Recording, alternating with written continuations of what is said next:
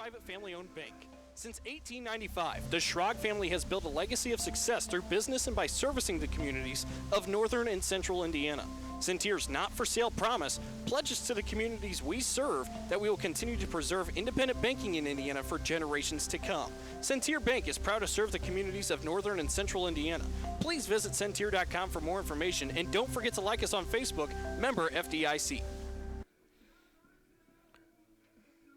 Good afternoon and welcome to the Regional Radio Sports Network. We are broadcasting live and in living color from picturesque Richard C. Patterson Field inside Jenkins Stadium. College baseball this afternoon here from sun-soaked Mishawaka, Indiana here. As always, great to be with you. I'm Paul Condry along with the Hall of Famer Matt Copsey. In addition today, Tommy Norris hanging out with us here in the broadcast booth. As always, it's great to get together and talk some baseball, which is what we're going to be doing this afternoon. Indiana University South Bend, the Titans, 2 wins and 22 losses on the season, 1-6 in the Chicagoland Collegiate Athletic Conference, have driven across the St. Joseph County area from South Bend to Mishawaka to take on the 8-13 Pilots. Pilots 4-5 in the Crossroads. I'm glad you can be a part of the broadcast here today for this non-league matchup between the CCAC and the Crossroads League. I don't know if those conference affiliations mean a dadgum thing this afternoon, but make no mistake about it, it's good to have two very, very competitive NAIA leagues represented here today on Patterson Field. The Bethel College Pilots coming off a loss last night against the Huntington University Foresters in a game that got really adventurous in the waning moments of the game. Pilots losing 7-3. Now joining us on the broadcast, Tom Norris, who's going to bring us that IU South Bend perspective here today. Tommy, first of all, it's a IU South Bend team that's really kind of a work in progress at this stage of the year. Absolutely, yeah. It's still a young program, Paul. It's in our 4th year here. Thought we'd have a little more success than we had, up to this point. But, the 2-22 start is not really indicative of the talent we have on our team, I think. We're at one point lost 19 in a row. I think our last win was February 22nd against Crossroads League opponent in Taylor University. And then Sunday we come out, and I think for the first time, since that Taylor game, finally put a whole game together in terms of pitching, defense, and hitting. We pounded out 14 hits, which was our second double-digit hit game of the year and our highest hit total of the season. So able to take one from Robert Morris University in that series and break that 19-game losing streak. Matt Copsey, who knows Bethel baseball as well as anybody, he grew up here and was a part of this program when he went to school here at Bethel College. And, of course, Matt, you've known Doug Busey, the coach at IU South Bend, from the time that he was a high school skipper over on the west side of South Bend. And certainly he's got not an unbelievable task ahead of him, but one that is just going to take some time.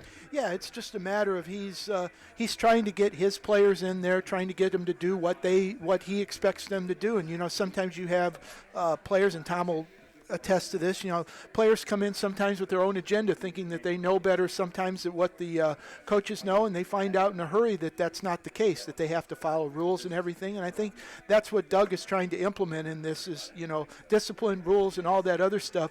And I had a chance to see them play last week against St. Xavier, and they had moments where they looked real well and other moments where it was just kind of like you could tell that they were still going through those growing stages. But as Tom mentioned, they have momentum on their side now, having come away with a victory, and now they're just going to try to pull it all together today and keep it going in the positive direction. And I think one of the things Coach Busey is trying to get his team to understand is he's got a lot of young faces, a lot of freshmen, a lot of newcomers, trying to get those kids to transition to the college speed of the game. And sometimes the game speeds up on guys a little bit, and they're making some, for lack of a better term, some unforced errors that have cost us, obviously, this year.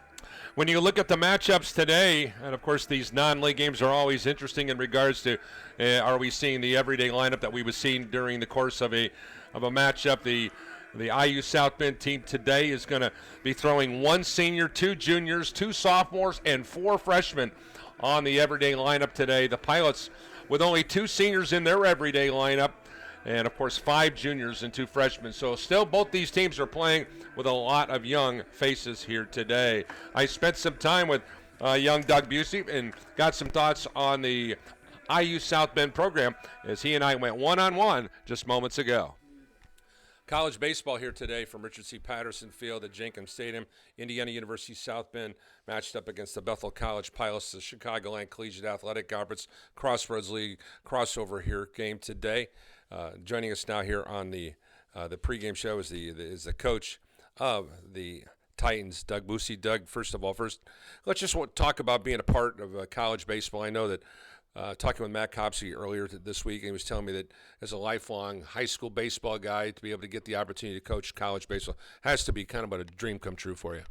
Oh, absolutely. I mean, the fact I get to wake up, come to the baseball field every day is absolutely a dream come true. I wouldn't trade what I'm doing now for anything in the world. Give us an idea as you've made that transition from high school ball to college baseball. What is the single biggest difference for you each and every day?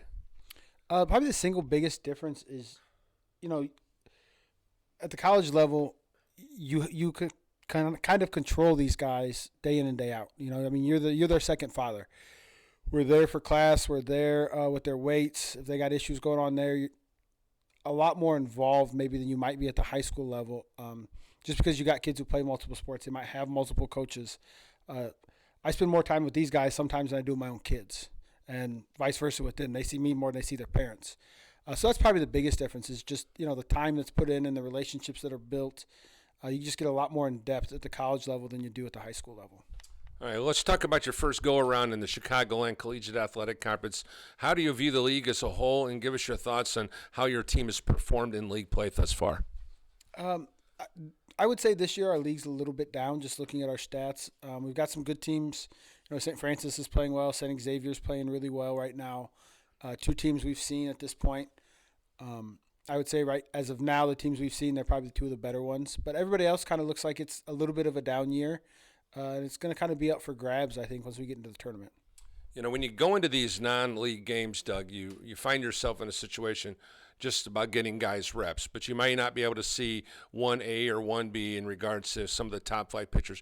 You may go with the mindset, I'm going to try so-and-so at this position. I'm going to see how he responds. I'm going to move this guy down in the order, move this guy up in the order.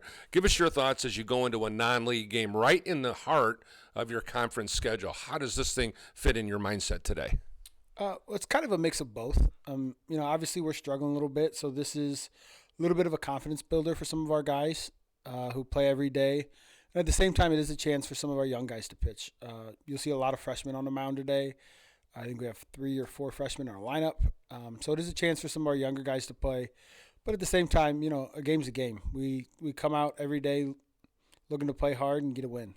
Give us your thoughts on Seth's clubs. I know you probably looked over them statistically, may not have physically seen them as much as you would maybe some of your league opponents because you're only going to see them once a year. But give us your thoughts on the BC program. Seth does a good job. Seth's done a good job for a long time. And this year they're, I would say, down a little bit from, some of Seth's normals clubs. Obviously, Mason Love, probably hitting the middle of their lineup, is probably one of their better bats. Jake Wilburn, who played for us last year, who transferred here this year, another guy who's swinging really well for them. They just seem like a very solid club who's not going to beat themselves. I want to wish you best of luck today, Coach. Thank you, Paul. Now, taking a look at the IU South Bend numbers so far this season, they come in batting 221 as a team. They've hit a couple out of the ballpark, a slugging percentage of 270, on-base percentage of 305. They're 29 of 40 in the stolen base department. They've been able to pick up 63 walks. They've struck out 169 times. The pitching as a whole, as a entity, the ERA is 7.82, 180 hits. They've given up 11 homers, 19 wild pitches, 28 hit batsmen, and teams are hitting an eye-popping 334 against them going into this afternoon's matinee game. I spent some time earlier today with the skipper of the Bethel Pilots, Seth Zartman. Welcome once again here to Bethel College, the Pilots in action against Indiana University South Bend.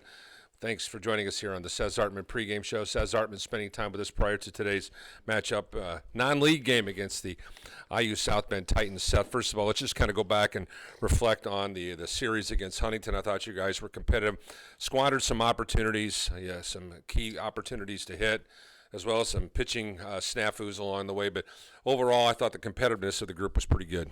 Yeah, I think when you look at the big picture, Paul, the competitiveness was really good. I felt like, yesterday could be questionable, but I felt like, we were the better team, especially on Saturday. And, to watch Game 1 get away from us in that series was very disappointing. And again, it was just some focus points, some things that we let get away that shouldn't have. And, you end up walking out there with a loss. But, as we went into yesterday, we felt really good and thought, we were going to come in and play them hard. And we did so for 6 innings. And then we kind of the bootstraps kind of started falling off a little bit. And again, in the last 3 innings, we had some mistakes that got away from us. And like you said, we didn't come through with guys in scoring position to make it, an interesting ball game. And, that's the difference between 7-inning ball games and 9-inning ball games. It's a lot of baseball. So, I felt like we were very competitive. We played well in spurts and, felt like, I think there was a lot of positives out of it.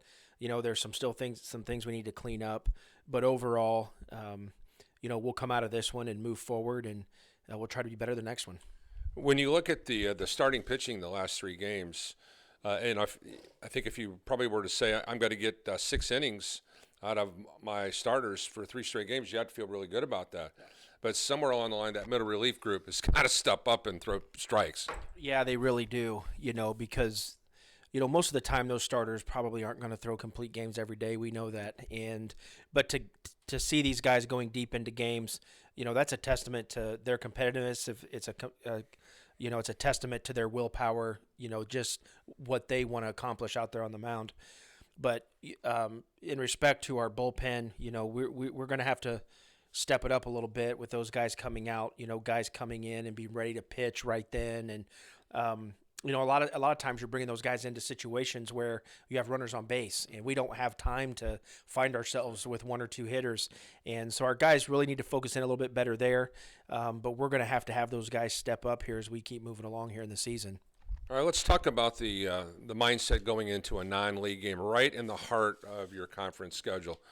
I know in years past your mindset has been, all right, I want to get some of my non-regular guys some reps. You want to get some situations. Well, right now you're still trying to sort out who those guys are. It's not like teams you've had in years past where you knew 1 through 8 or 1 through 9 who was going to be a part of the lineup.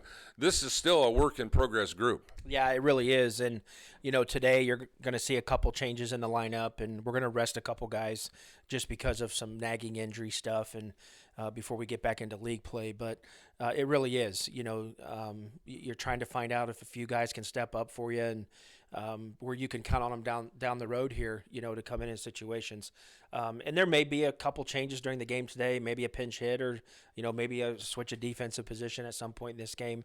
But you know me well enough. We'll see how that goes and what kind of decisions we need to make. But right now, that's kind of the way we're approaching today. And really the pitching, our starter, Sullivan, we're going to hopefully get 3 or 4 innings out of him, and then we'll kind of put it together by committee after that. All right, it's really going to be your first opportunity to see this Titan team. Dougie's group has struggled in coming out of the gates here right now. They won their first conference game, so they're coming off a little bit of a high there. But once again, you have to respect the opponents that you're going to be seeing. You recruited some of these guys that he's got on and vice versa, so you understand some of the dynamics, and you certainly understand some of the personalities. You even got some guys on their team from last year is on your team this year, so there's a wide variety of things going on there. So let's just talk about your opponent today. Well, I think you can never take any opponent for granted. It doesn't matter what their record is.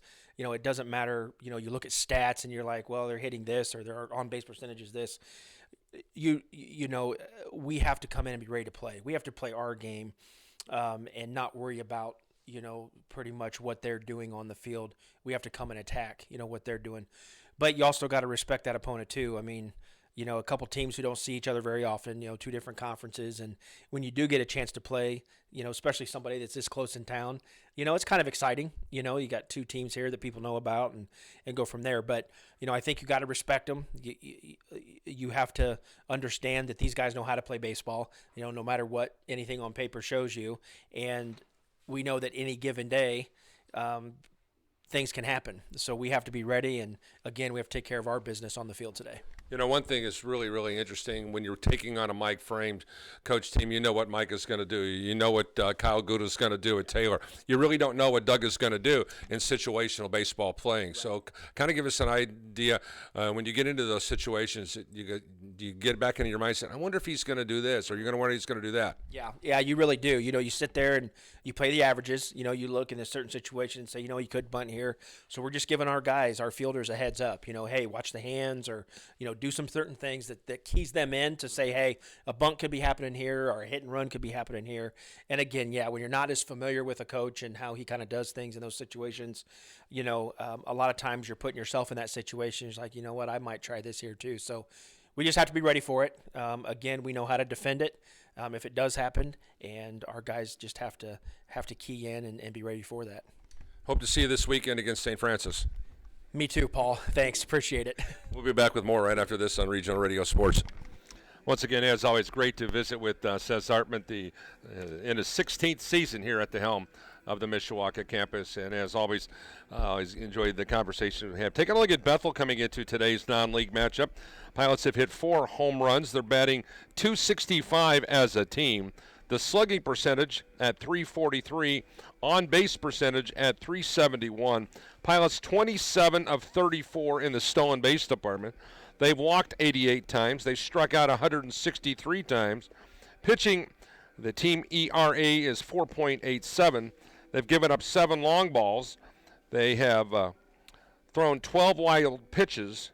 They've had 11 hits batters, and teams are hitting .270 against them. And once again, we're glad you can join us here for college baseball. 45 degrees, northeast winds right around 5 miles an hour. The wind chill puts us at 42 degrees here, sunny skies from Mishawaka, Indiana. And let's take a look at what's going on in the Chicagoland Collegiate Athletic Conference, as well as the Crossroads League this afternoon. First of all, another non-league action going on. It will be Robert Morris taking on Eastern Illinois. St. Ambrose travels to Western Illinois. Olivet Nazarene is at Calumet College of St. Joseph, and of course IU South Bend here at Bethel. Atop the leaderboard right now in the CCAC is St. Francis at 6-0 and 14-11 overall. They've won 10 straight baseball games. St. Xavier coming in number 2 at 8-1, followed by Olivet Nazarene at 4-1. Trinity Christian is at 4-2 in league play. Robert Morris at 4-4. Now you get to the bottom of the upper grouping. You'll have St. Ambrose at 2-2, Judson at 2-3, Roosevelt at 3-5, Trinity International at 1-5, Indiana South Bend at 1-6, and Calumet College of St. Joseph at 0-6. They've lost 7 straight games. Now flipping the card to the Crossroads League. Action going on today in Crossroads League play. One league game to note, Indiana Wesleyan scheduled to play Mount Vernon Nazarene over in Ohio. That is a 2 o'clock game is underway. Elsewhere, Goshen is on the road at Siena Heights. Goshen, that by the way, that is a double header. And of course, the lone game remaining in the Crossroads League is Bethel versus IU South Bend. Atop the leaderboard right now in the Crossroads League is Mount Vernon at 4-1, Huntington at 7-2. Then the middle of the road is pretty tightly packed as Marion's 4-3. 20th ranked Taylor is 4-4. However, they are 23-8 overall, so they have struggled inside the CRL. St. Francis at 3-3, Bethel at 4-5, Spring Arbor at 4-5. Indiana Wesleyan at 2-3, and then Grace and Goshen bringing up the rear with 3 wins and 6 losses, respectively. Now let's take a look at our starting lineups in today's game. First of all, for the visitors from South Bend, the Titans of IU South Bend coming into today's game with 2 wins, 22 losses, and 1-6 overall in the league, taking on the Pilots at 8-13 and 4-5. And they'll get it started with number 10 Spencer McCool, the senior center fielder, will be leading it off. In the number 2 spot will be Colin Mack, a freshman shortstop. And number 13 will be Devin Connors, the freshman third baseman. McCool, Mack, and Connors, the top of the order going 1, 2, 3. The heart of the order features number 21 Jordan Moore, the junior designated hitter. In the number 5 spot, 18 T.J. De Herrera, the junior right fielder. And in the number 6 spot, number 45 Demaris Barlow, the junior first baseman. Moore, DeHera, and Barlow in the middle of the order. The bottom of the order features number 11, Jose Sanchez, the freshman left fielder. Number 22, Greg Peach, the sophomore catcher. And number 15, Max Walls, the sophomore second baseman. Sanchez, Peach, and Walls rounding out the bottom of the order. Once again, for IU South Bend, it's McCool, Mac Connors, Moore, de Herrera, and Barlow, Sanchez, Peach, and Walls. Defensively for the Pilots, it'll be Kawambi Moss patrolling center field. He'll be flanked on the left side by Brandon Diss and on the right side by Jake Shalaski. The infield third to first features Mason Love, Jake Wilburn, C.M. Laffey, and James Spira. And it's going to be the battery of Sully Swingley and Josh Gillum. Sully Swingley, 1-2 on the season with an ERA of 7.11. This will be his fifth varsity start. Now let's flip the card for the Bethel Pilots. First of all, let's take a look at the Pilots' everyday lineup today. Number 17, Jake Wilburn, the senior shortstop, will be the leadoff man. Number 13, Brandon Diss, the freshman left fielder. And number 10, Kawambi Moss, the junior center fielder. Wilburn, Diss, and Moss going 1, 2, 3. Middle of the order features number 16, Mason Love, the junior third baseman. Number 26, Jake Shalaski, the freshman right fielder. And number 11, James Spira, the junior first baseman. Love, Shalaski, and Spira, heart of the order. Bottom of the order features number 12, Sean Luzon, the senior designated hitter. Number 22, C.M. Laffey, the junior second baseman. And in the number 9 spot, Josh Gillum will be the senior catcher. Once again for Bethel, Wilburn, Diss, and Moss. Love, Shalaski, and Spira. Luzon, Laffey, and Gillum. Defensively for IU South Bend, it'll be Spencer McCool in center field, Jose Sanchez in left, DJ de Herrera in right field. Infield first to third will be Barlow, Walls, Mack, and Connors, and the battery of Matt Rose and Greg Peach. Taking a look at Greg Peach on the season for IU South Bend. Before we do that, let's go on down to the field for our prayer as well as the playing of the Star Spangled Banner. Lord, thank you for the opportunity we have to honor you through the game of baseball. We ask you to protect the players as they compete, keep them free from injury, and help them to display their talents in a way that honors you. Help us all to encourage and cheer with proper perspective in mind. Thank you for what you are doing and have done in our lives. In your name, amen. We now ask that you remain standing as we honor America and those who serve and protect it with the playing of our national anthem.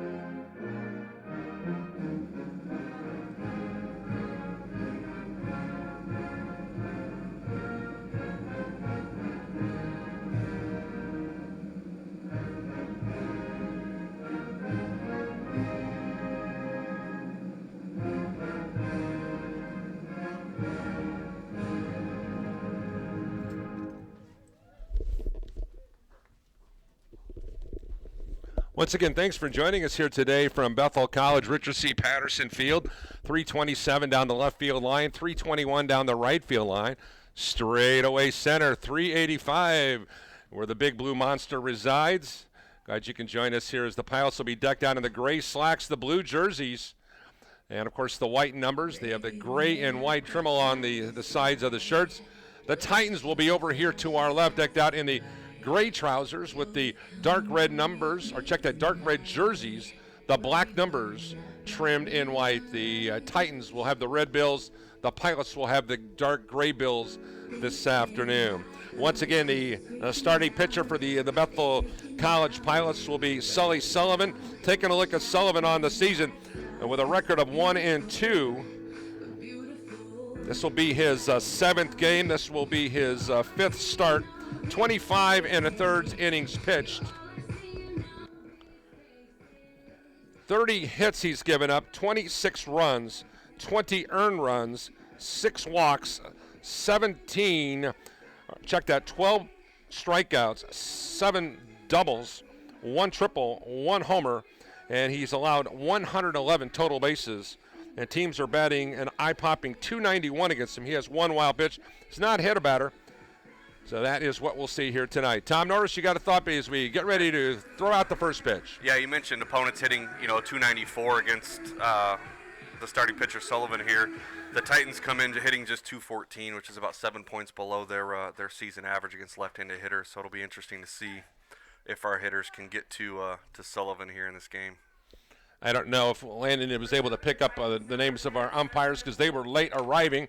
We'll get that as the things develop here today. But once again, we're glad you can join us here today. Once again, game time temperature 45 degrees with the northeast wind 5 miles an hour with a wind chill right around 42.5 as the first pitch is coming your way here in this non-league game at 3:35 in the afternoon. And on the first pitch, that'll be a base hit for McCool. Spencer gets the party started for the Titans with a solid single to left field. And that's McCool. He's been on fire all year, hitting 387. He's hitting 560 as a leadoff hitter on the year. So no surprise there to see him get on early. He had 3 hits the other day in the win over Robert Morris, I saw. And here is the Swingley on the delivery. He golfs one off to the right and out of play. Colin Mack, the batter now for the Titans. Mack, who came into today's action, batting .209. This is his 68th at bat of the season. 9 runs, 14 hits. He's got 5 ribbies on the air. Swingley immediately goes to first base. The one thing that the Pilots have really struggled with, and that's behind the plate in regards to trying to keep people off the base paths. Against Huntington in the first, in the doubleheader. 7, here's the ball hit to deep right field over the right fielder, Shalaski's head. And a runner's going to make the wide turn and hits on the brakes, and that'll be a double for Colin Mack. And now runners at second and third for the Titans as they're getting the party started early here in the first frame. That's just Colin Mack's first double on the year, so nice to see him get an extra base hit there. And that'll bring up now the number 3 hitter in the lineup, Devin Connors, a freshman. Connors, who hails from Athens, Georgia, transferred in for the Air Force Academy, a 6'2" youngster, and he'll be batting from the right side. And so it's been a rough start from Sully Swingley, the left-hander. Comes from the pause. Here's the breaking ball, missed the mark.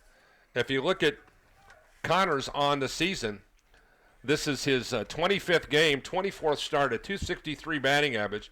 This is his 77th at bat of the season, 9 runs, 20 hits. He has 1 homer and 9 ribbies coming into today's non-league game. He golfs one out to right field. That's going to be trouble. And that is a diving opportunity goes awry. 1 run will score. 2 runs are going to score. And on his horse is Connors with a sliding triple and 2 RBIs. Titans lead it 2-0. Boy, I tell you what, defensively the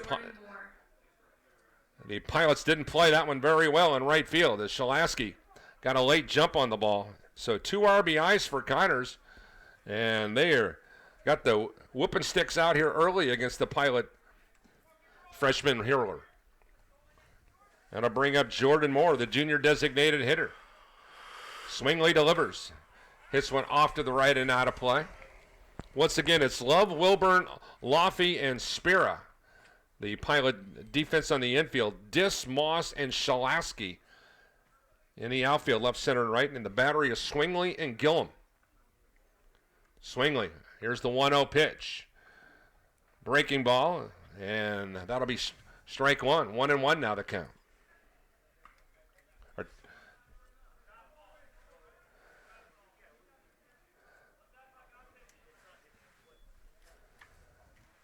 So the 1-2 count, what do you got, Matt? It's 0-2. Okay, well, we need to get our scoreboard guy together over there. Go over there and knock some sense into him. Now the count of 2-2 according to the scoreboard, but I'd rather believe Matt. TJ De Herrera on deck for the visitors. It's awfully hard calling the Titans visitors when they're 2 miles away. Here's one foul back to the screen. A good start for the offense of IU South Bend Town. Yeah, absolutely. The Titans have hit just 176 on the year with runners in scoring position, so to see them kind of jump out early here and get some big hits when they need them is nice to see. Here's the 2-2 offering.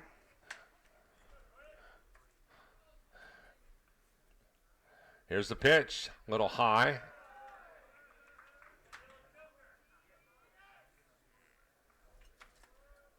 Two and two. 2-2. I'm keeping track right here. You're the man. You're the man, Matty. Here's the 2-2 pitch now. The left-hander Swingley delivers. Right up the middle, base hit, and it's a 3-0 ball game. Jordan Moore is like he was hitting it off a tee there. Just absolutely drilled it. So the first 4 guys have absolutely tattooed Sully Swingley. Next, number 18. Yeah, And it's now 3-0. He's not really fooling anybody right now. He needs to do a better job of mixing up his pitches or changing things around because IUSB is just kind of teeing off on him right at this point. He's having trouble locating that breaking ball, so everybody's sitting fastball and kind of, when he does throw it for a strike, he's throwing it down the middle, and everybody's getting pretty good swings on it. TJ Herrera, a 246 hitter. This is his 62nd bat of the season. 5 runs, 15 hits, 9 ribbies. The Pilots have yet to retire a Titan here in the first inning.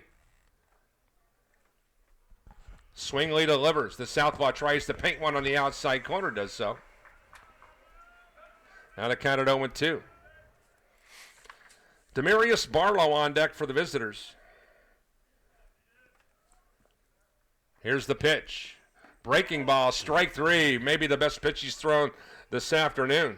It looks like he's finally got that off-speed pitch under control right now, something that's been hampering him in the early going. That'll bring up the big man, Barlow, the junior. Be batting from the right side. We're in jersey number 45. Utility player. He hails from Saginaw, Michigan, transferred in from Indiana Tech. He swings and misses. First pitch. Jose Sanchez on deck.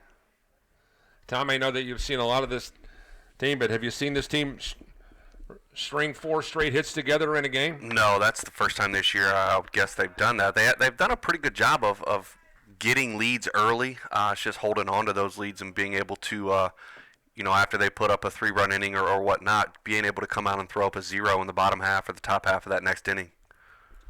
The left-hander Swingley delivers. And it's golfed off to the right here by Barlow. Barlow, who came into today's action. This is only the 11th game of the year he's played in. His 5th start, batting 125. This is his 17th bat of the season. He's only got a couple hits. Now Swingley delivers. He tries to paint one on the outside corner, missed the mark. Now the count to 1-2. Barlow was big in the Titans win on Sundays. He had a sacrifice bunt for an RBI and then a single in the top of the 10th to put the Titans ahead, and they go ahead and win that game against Robert Morris. Here's a breaking ball. He tried to get the outside corner to no avail. Now the count evens at 2-2.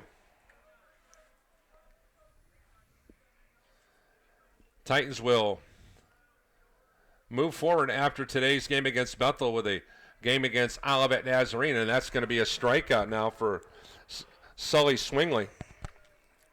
Next up, number 11, Jose Sanchez. And so he's been able to corral the last 2 hitters. And that'll bring us up Jose Sanchez, the freshman. Be batting here from the left side.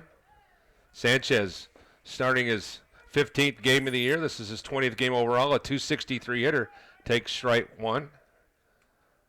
20 hits, 3 doubles, 1 dinger, and 9 ribbies. Yeah, I know Coach Bootsy was real high on Sanchez when I had a chance to talk to him last week before the game against St. Xavier. He prepped out in Lake County, Indiana, went to Hanover Central High School. Hails from Cedar Lake. Here's the 0-1 pitch by Swingley. Grounds it foul here. Now the count at 0-1 to Sanchez. Once again, 2 freshmen, 5 juniors, and 2 senior in the lineup for Doug Busey today. Outfield medium depth, Moss in center, straightaway center. Shalaski in right and Dis in left. DeList playing well off the line, maybe shaded a bit towards center. Breaking ball, and a swing and a miss. Fouled it off again. Now to count it 0-2. It seems like Swingley has located his stuff. Yeah, he's done a really good job settling in these last 3 hitters and mixing up fastball, breaking ball for strikes, and I think it's kept these last 3 hitters off balance. Here's the 0-2 offering. Sanchez dribbles it down the left field line, and that's going to... Here's a throw to third base, and the runner is out at third. We'll call that 7-5 on the putout. In the inning for the Titans, they'll come up with 3 runs on 4 hits and no errors and nobody left on base. Tom Morris, I know you had to be happy with the performance in that first half inning. Yeah, it was nice to see the Titans get the bats going early. They took advantage of Swingley, not being able to find his off-speed pitch there through the first 4 hitters or so. Put up 3 here real quick, and we'll see if Matt Rose can shut the Pilots down here and throw up a 0 in the bottom half of the inning. Yeah, we'll keep it right here and we'll make the transition as the Pilots will be batting. Now, Matt Rose, the freshman, is 24 pitches for Swingley in that first inning. So that'll be something to keep an eye on. Now, we do know that Matt Rose, the freshman, who hails from Manteno, Illinois, a 6'2 freshman, is on a 50-pitch limit. He is making his first collegiate start here today. Well, interesting to see what he does. I spent some time with Coach Doug Busey, and he told me that he'll throw a 4-seam fastball. In addition to that, he'll also throw a fastball, or check that a curve and a changeup, and maybe an occasional slider. So we'll see what the right-hander is going to do against the Bethel lineup. The Pilot lineup, once again, will here in the bottom of the first. It's Wilburn, Dis, and Kawambi Moss. The guys will start things off. Once again, 3-0 Titans on the strength of 5 first-inning hits. That's where we're at right now. A little bit later today, we'll have the McDonald's All-Star Game over at the Gates Gymnasium at the YCAM Athletic Center. Be great to see some of the talented youngsters from around the area. Matt Copsey will be joining me a little bit later after baseball is over. Yeah, there's going to be some good talent in that girls game, too. Yes, indeed. It's a lot of success this year. Penn Kingsman made it to the regional, got beat in the regional final. It was just a great all-around year in the boys game. Culver Academy lost in the state championship game on Saturday. The Penn Kingsmen had one of their great years under Al Rhodes this year, 24-4. Lost to Carmel in the semi-state game, but then again, Carmel only lost 1 game this year to Brownsburg. All right, Jake Wilburn will lead it off for the Pilots. Wilburn playing in his 22nd game of the season, 21st start, a .362 hitter. This will be his 70th bat of the season, 19 runs, 25 hits, 2 doubles, a triple on the resume, and 29 total bases, an on-base percentage of .476 and a slugging percentage at .420, and he takes strike 1 from Matt Rose. I think the infield umpire is talking to Rose about some moisture. Tom, I'm only going to guess that's what it is. Yeah, that'd be my guess too, Paul. Usually on a day when it's a little bit chillier, they'll let you blow in your hand or lick your hand as long as you wipe it off before you get back on the rubber. Right, and that'll be a base hit on the second pitch from Matt Rose. As Wilburn with a leadoff hit straight up the middle, and that'll bring up freshman left fielder Brandon Dis. Brandon Dis for the Pilots, a .237 hitter. This will be his 60th at bat. He's got 7 RBIs on the season, a .305 slugging percentage. And the Pilots have not been prone to run the base paths, and we mentioned that during the pregame show, stealing only 27 of 34 bases. Yeah, Wilburn's got a pretty big lead over there at first, but he's only 1 for 3. He's only attempted 3 stolen bases on the year, so not sure if they're trying to, get some movement going here early and get some things going. Rose tries to paint the outside corner a little wide. Now the count at 1-0 to the freshman Dis.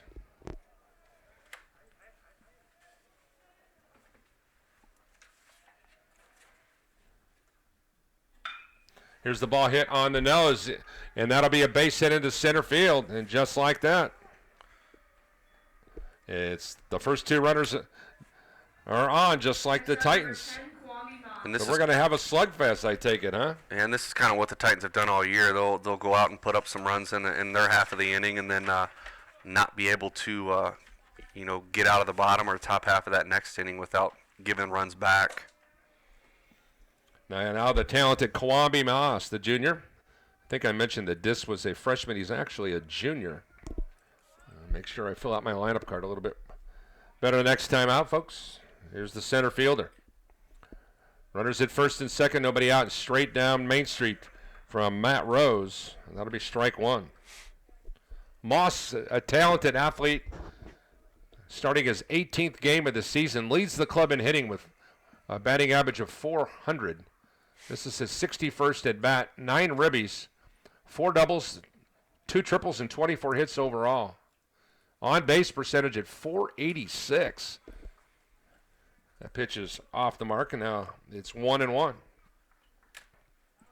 case you're hopping along early, IU South Bend with 4 straight hits to get the party started. And Matt Rose will have some. Here comes the trainer. Matt's coming off an elbow injury where he suffered in late or early January, so wasn't sure, in terms of innings. I know Coach Boozy had him on a pitch limit, but it looks like this might be it for him.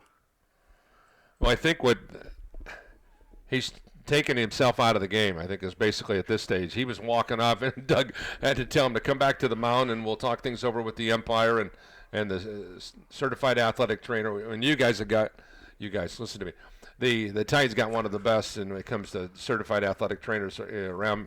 Named one of the top ones in the CCAC this past year. Yeah, Kara Warner-Sanders was the athletic trainer of the year in the CCAC last year. She, along with our assistant athletic trainer, Sarah Redmond, do a really good job of keeping our athletes on the field and on the court, and a lot of injury prevention stuff they do. Unfortunate to see this for Matt Rose in his first collegiate appearance. Matt, how many pitches you got him for right now? Let's see here. As we alluded to, it was a 50-pitch count going in. He has it 6. So, 6. Well, that would be a really tough situation if after 6 pitches he's going to have to come out of the game.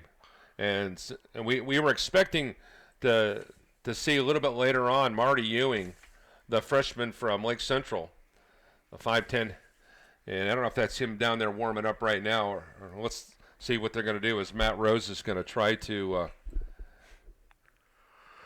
throw, and you could definitely tell there's something wrong, because after he threw the warm-up pitch right there. Yeah, I could see him, the grimace, when he kind of bent down by the. That one didn't look like it was overly painful, but once again, it's hard to see from our vantage point. And the question is he bringing the heat too? And once again, it's awfully hard for us to speculate. Tom knows probably better than anybody else because he's been around him more. Yeah, from a velocity perspective, he was going to be anywhere from 83, maybe top out at 85, and with some pain or some discomfort in his elbow, that's going to drop pretty quickly. I'm glad to see the umpires giving him opportunity to do this, because sometimes they're just they go out and tell him, make a decision one way or the other. So yep, absolutely. I think maybe they might have discussed with him, this is his first start and whatever, so they're trying to figure out what was going on. It looks like they've made a decision to keep Matt in the game. I think this could be more than anything just to give it a couple pitches and see where you go. If you can't go full bore here, it gives somebody ready to go, Matt. Yeah, Marty Ewing, as Tom mentioned, is the one that's warming up in the bullpen. Okay, here's the 1-1 opportunity for the Bethel junior center fielder, Kawambi Moss, with runners at first and second. Still nobody out for the home team. Here in the bottom of the first, they're a 3-0 trailer. Here's a pitch, a little low. Now they're counted 2-1 to Moss. Moss, who had a couple hits yesterday in the Pilots lost to Huntington. Here is the pitch from Rose. Missing the mark again now at 3-1. Now, if you're Kwame Moss here, you just make him throw a strike at this stage. Yeah, especially after, the trainer's out there. He's probably in some discomfort here. And he's just going to try to get one over the plate here. And Moss should look to tee off on one. And there's a base on ball. So now the bases are loaded full of blue jerseys. And that's going to be it for Rose. Yeah, Rose will – he didn't even wait for the head coach, Doug Busey, to come out. And number 4 dejectedly goes over to the dugout. And now we'll have a pitching change. All right, let's take a look at the new pitcher for the IU South Bend Titans. He hails from Cherryville, Indiana, went to Lake Central High School, number 35, which will be Marty Ewing. All 3 of the runners that are on the base paths are the responsibility of the departed Matt Rose. And now looking at the numbers for Ewing, who has this will be his 5th game of the year. He has 4 starts on his resume. He is 0-2 on the season. He has 10 2/3 innings pitched, 17 hits, 10 runs, 9 earned runs, 7 walks, 6 strikeouts, 1 double, and teams are hitting a respectable .340 against him. So this left-hander will certainly have talk about going from the into the fire and into the kitchen. With the kitchen's full of flames at this stage with the bases loaded and nobody out. Yeah, and especially with the Pilots' number 4 hole hitter coming up, it'll be interesting to see if he can limit the damage here with the bases loaded and no outs. I was expecting a slugfest in this game coming into it, as it was. The Pilots pitching is, especially with Swingley pitching, in case of both teams, we're not seeing 1A and 1B for either one of the teams here in regards to the pitching situation. So let's take a look at the next Bethel batter, number 16, Mason Love. This is Love's 22nd start of this season. He is the only Pilot on the entire roster that has played in every game that the Pilots have played in. So he has 21 games played, 21 games starting today. And, of course, you can add 1 to that now. He's got an average of .294. This is his 75th at-bat of the year. 4 runs, 22 hits, 5 doubles. Got 2 homers, which leads the club. 18 RBIs, which leads the club. Total bases, 33, which leads the club. And Love with the on-base percentage at .369. He has also picked up 9 walks. He does have 11 strikeouts on the season, but he's in a marquee position here from an offensive standpoint to try to make some noise for the home team. And he was given as much time as he wanted to warm up because of the injury, so apparently he seems ready to go. So now Greg Peach, who's gone out to make sure that the last particulars are together for Marty Ewing. And let's see if Marty can engage immediately here with the bases loaded. No margin for error. The one thing good he has working for him, his club has given him a 3-0 lead to work with. The defense back at double play back on the first hit. Ball hit deep to center field. That goes over the center fielder's head up against the fence. Love will send home 1. He'll send home 2. He'll send home 3. And just like that, we have a 3-3 ball game as Mason Love clears the bases with 3 RBIs on a double. Yeah, you can close the book on Matt Rose. Does not, unfortunately, and Tom will attest to this. You know what his ERA is right now. It's infinity. Yep. Unfortunately, because since he didn't retire anybody. And that'll bring up Jake Shalaski. Shalaski, who will be batting here from the right side. Number 26 is a freshman right fielder. Shalaski, a 6', 170-pounder. Part of that Crown Point connection. There are 4 Crown Point Bulldogs, Matt, on the roster for your alma mater. And here's a strike right down the middle for Marty Ewing. Well, Crown Point's had a lot of success over the years in baseball. Doug Strayer, the coach there, has been a good one. And now here's the 0-1 scenario for Shalaski. Here's the left-hander's pitch, and it's dribbled foul off to the left. I don't know how many games I've done where the team started, for the first 4 guys have reached in the first inning, and the other team has come back and done the same thing. That's a rarity. 3-3 ball game here in the home half of the third. Pickoff attempt, and it will not be a balk. Marty Ewing. That's Mason Love trying to stretch that lead. Boy, they have got him in tight there. It's second baseman nearly on the bag. He's going to come home. That one veered off to the right.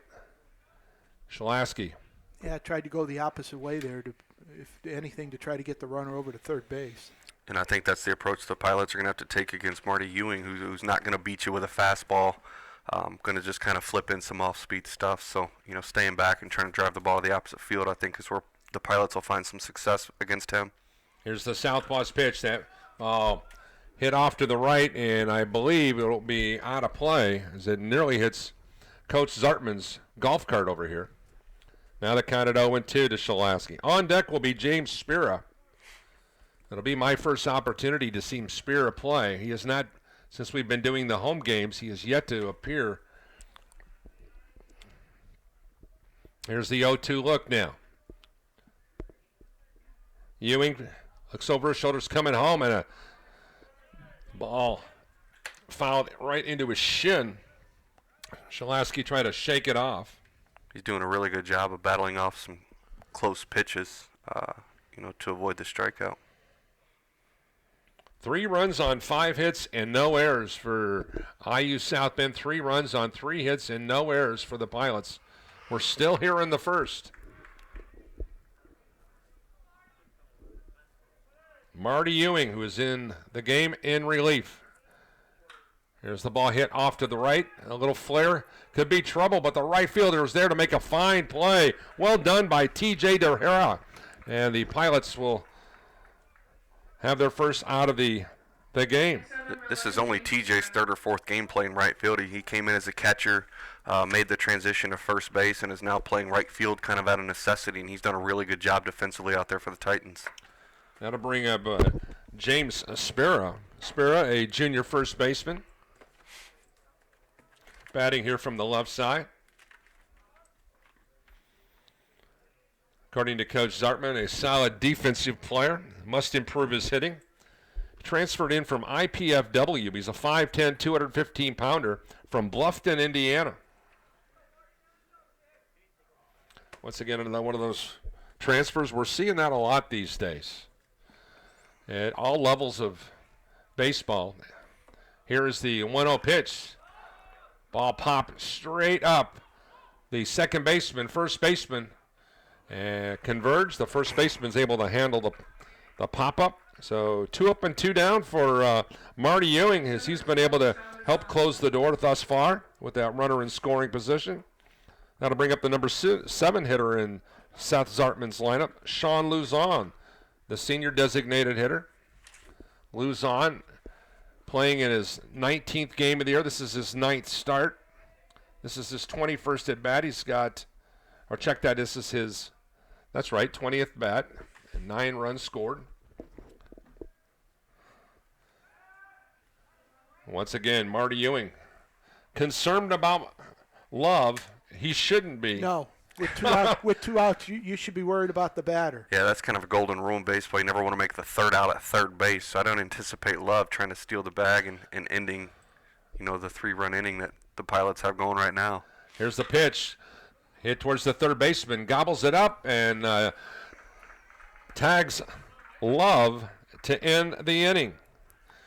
So for the Pilots, 3 runs on 3 hits, no errors, and the base paths are empty. And after 1 complete inning of play from picturesque Jenkins Stadium on the campus of Bethel College in Mishawaka, Indiana, the Pilots and the Titans deadlocked at 1-1. We'll be back with more baseball right after this on Regional Radio Sports. Hi, this is Paul Condry of the Regional Radio Sports Network. That may be my professional title, but did you know that I'm also the son of a U.S. Navy World War II veteran and the proud father of a United States Marine? Let me share with you something very close to my heart. It's called the Semper Fi Fund, and its program America's Fund. which provides immediate lifetime support for post 9/11 wounded, critically ill, and injured members of the U.S. Armed Forces, veterans, and their families to ease recovery and transition back home to their communities. The Semper Fi Fund, serving those who preserve our freedom. The basic idea that drives these efforts is simple. For as much as our heroes have sacrificed, they deserve the best care and support available in their hour of need, whenever it may occur. The Semper Fi Fund, a 4-star charity and an A+ rating, has served over 16,000 members since 2004. The Semper Fi Fund, serving those who preserve our freedom. For more information, visit them online at www.semperfifund.org.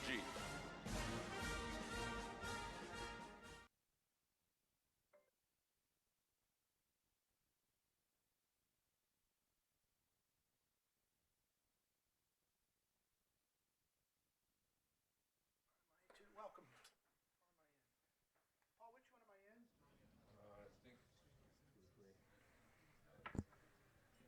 Welcome back here to Jenkins Stadium. We're in the top half of the second inning. And there's the first pitch to Greg Peach, the catcher. It's 2-0 now. Matt Copsey here with Tom Norris here to bring you the rest of the ball game here as Paul Condry's leaving for the Whitecamp Center. That's going to be right back to the mound. Swingley will walk over and throw it over to the first baseman, Spiro. 1-3 on the putout for your first out. And that will bring up second baseman, Max Walls. Walls comes into action today with a, trying to find it here. 111. 111 Yep. average, 2 for 18 on the season. 1 run scored, 1 RBI on the season. Pitch on the way from Swingley. That's going to be grounded to the shortstop. Picking it up and the throw in time. So two quick outs here in the top half of the second inning. We'll go back to the top of the order with Spencer McCool. McCool singled and scored the Titans' first run. McCool, the senior out of Anderson, Indiana, attended Pendleton Heights High School. He was an Arabian. An Arabian, yep. Spencer's been good for IU South Bend. He's a career .333 hitter, so Yeah. no surprise to see him coming into the game hitting .387. Pitch on the corner for a called strike, 0-1. And it seems like Swingley has really gotten himself into a rhythm. Yeah, there. he's It's absolutely found a rhythm. He's really got a good feel for throwing his breaking ball for a strike right now, which I think is keeping the IU South Bend hitters off balance. It's going to be a little outside for a ball. 1 strike. 3-3 tie. We're in the top half of the second inning. Titans got 5 straight hits to open the ball game to score 3 runs, and the Pilots came back with 3 runs of their own in the bottom half of the inning. There's a ball just missed on the outside corner. 2 balls and a strike to count on McCool. Colin Mack on deck for the Titans here in the top half of the second inning. As Paul Condry mentioned, the Pilots coming off a 7-3 loss, and that's going to be a ground ball. Nice play by the third baseman. He's going to pick it up, throw, and nice job on both ends. Yeah, Nice job by Love over to Spira to retire the side. The Titans go 3 up, 3 down. We played an inning and a half, and our score is tied 3. We're just going to keep it here. And just let you know that, as we mentioned earlier, we're going to have the McDonald's games for you over at the Whitecamp Center. The girls' game starts at 5 p.m., and the men's game will start over at 7:15. And, Tom, just talk a little bit about, I know this is a Bethel, but just, some of the changes that have been going on over at IUSB Yeah, I'll tell you, it's a rapid growth, I think, is the best way to describe it. This is my 6th year here, and, over the last when I started 6 years ago, we had 3 sports. We had men's, women's basketball, and women's volleyball, and we'll be up to 12 next fall with the addition of women's soccer. So rapid growth for us in terms of the number of sports we're offering and the number of athletes that we're having on campus. And it's a fun time to be a part of IU South Bend. It's fun for the community, fun for the campus, and it's really nice to see baseball players at volleyball matches or basketball players at softball games, whatever it may be. It's just really nice to see athletes supporting athletes, and we're really excited about what we have going there at IU South Bend. For the Pilots, it'll be C.M. Laffey, Josh Gillum, and Jake Wilburn here to face Marty Ewing. Ewing did a nice job in that after giving up the first pitch double to Mason Love to get himself out of any further damage here. As Laffey comes into action today at just 105 for 50 on the season, so he needs to try to get going, and there's a pitch a little bit outside for a ball. Ball 1, the count here. As Paul mentioned, Laffey is a junior out of Fairview, New Jersey. Previously attended El Camino College. And there's a swing. That's going to be a foul. 1 ball and 1 strike. As Ewing's going to get a different baseball there from the umpire to keep going here. As Tom, as Paul mentioned, it's just nice to have this, to have the sun out and not have to. I see some people bundled up out there, but that's just to go with the weather. But just the fact that we've had some sun and an opportunity to get out and play. Yeah, absolutely. Sunny and 45, and is a good spring day for us. That's going to be a ground ball to the third baseman Connors. He's going to throw it over across the diamond to Barlow for the first out here in the bottom half of the second inning. That'll bring up the catcher, Josh Gillum. Gillum, a senior out of Delphi, Indiana. He was an Oracle. Attended Delphi High School. Gillum comes into action today looking for his first hit. 0 for 9 on the season with 2 runs scored. That's going to be a little bit called in there for a called strike, no balls and 1 strike. It looked like Ewing kind of changed his slot there on that delivery and dropped it down to maybe a high 3/4, which created a little bit of arm side run for him. 0-1 offering on the way. That's going to be chopped foul. And Seth Zartman over in the third base box almost got a hand on it. No balls and 2 strikes to count here on Gillum. Jake Wilburn waiting to hit on deck for the Pilots. And, we thought the way it was going after that first inning that, we were going to be in for a 25-24. It's still very well may be, but both pitchers have seemingly settled down right now, and to get into a rhythm, that's going to be driven into center field. Drifting back on it and making the catch in right center field will be McCool for the second out here in the bottom half of the second inning. We're tied here 3-3 here at Patterson Field, Bethel and IUSB. And I just like the way McCool, he just handles himself so well out there, Tom. He does, yeah. He really plays the game hard. He really, really wants to win. I'm sure they all do, but he's a guy that, he's hitting 387 on the year, and I just saw him out in center field working on his, batting timing and things like that. So he is a student of the game, I think, is the best way to describe him. First pitch to Jake Wilburn, who singled and scored back in the first inning, is a ball.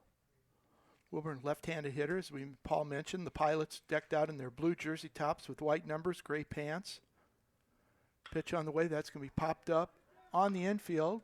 I think the second baseman will drift out there to make the catch to retire the side walls. So the Pilots go 3 up, 3 down here in the bottom half of the second inning.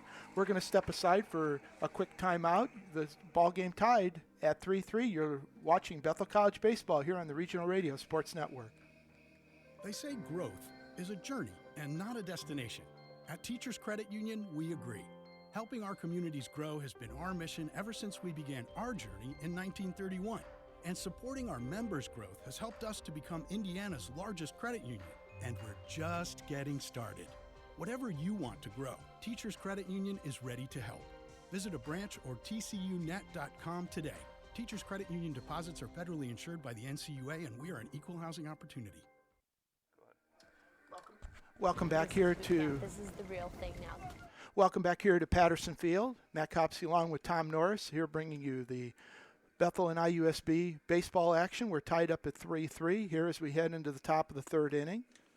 Sully Swingley, who got off to a very auspicious start, giving up his first 5 hits, but since then has retired the last 6 batters in order. So he's done a nice job of settling down, as has Marty Ewing. So after that fast start. Oh, sorry, Tom. Have to turn you on there. Yeah, after that fast start for the Titans, we've had and the Pilots in the first, we've had retired our last 9 batters. So it's been pretty quick moving here in the last inning and a half. Okay, we were seeing some. Coach Boozy was talking with some of the players out there, but this is still Colin Mack. Colin Mack doubled and scored back in the first inning. Mack is a freshman out of Wanata, Indiana. First pitch on the way from Swingley, and that's going to be grounded to the shortstop. Picking it up, and the throw across the diamond is in time by Wilburn. So 1 pitch, 1 out here in the top half of the third inning. I think 3 out of the last 4 batters for IU South Bend have gotten out on the first pitch from Swingley. So, they're keeping his pitch count down and making quick innings for him that way. I'll bring up Devin Connors. Next up, number 13, Devin Connors. Connors tripled in a pair of runs, back in the first inning. IUSB, all the scoring's taken place in the first inning. Both teams with 3 runs. There's a pitch that's going to be in there for a called strike. 0-1.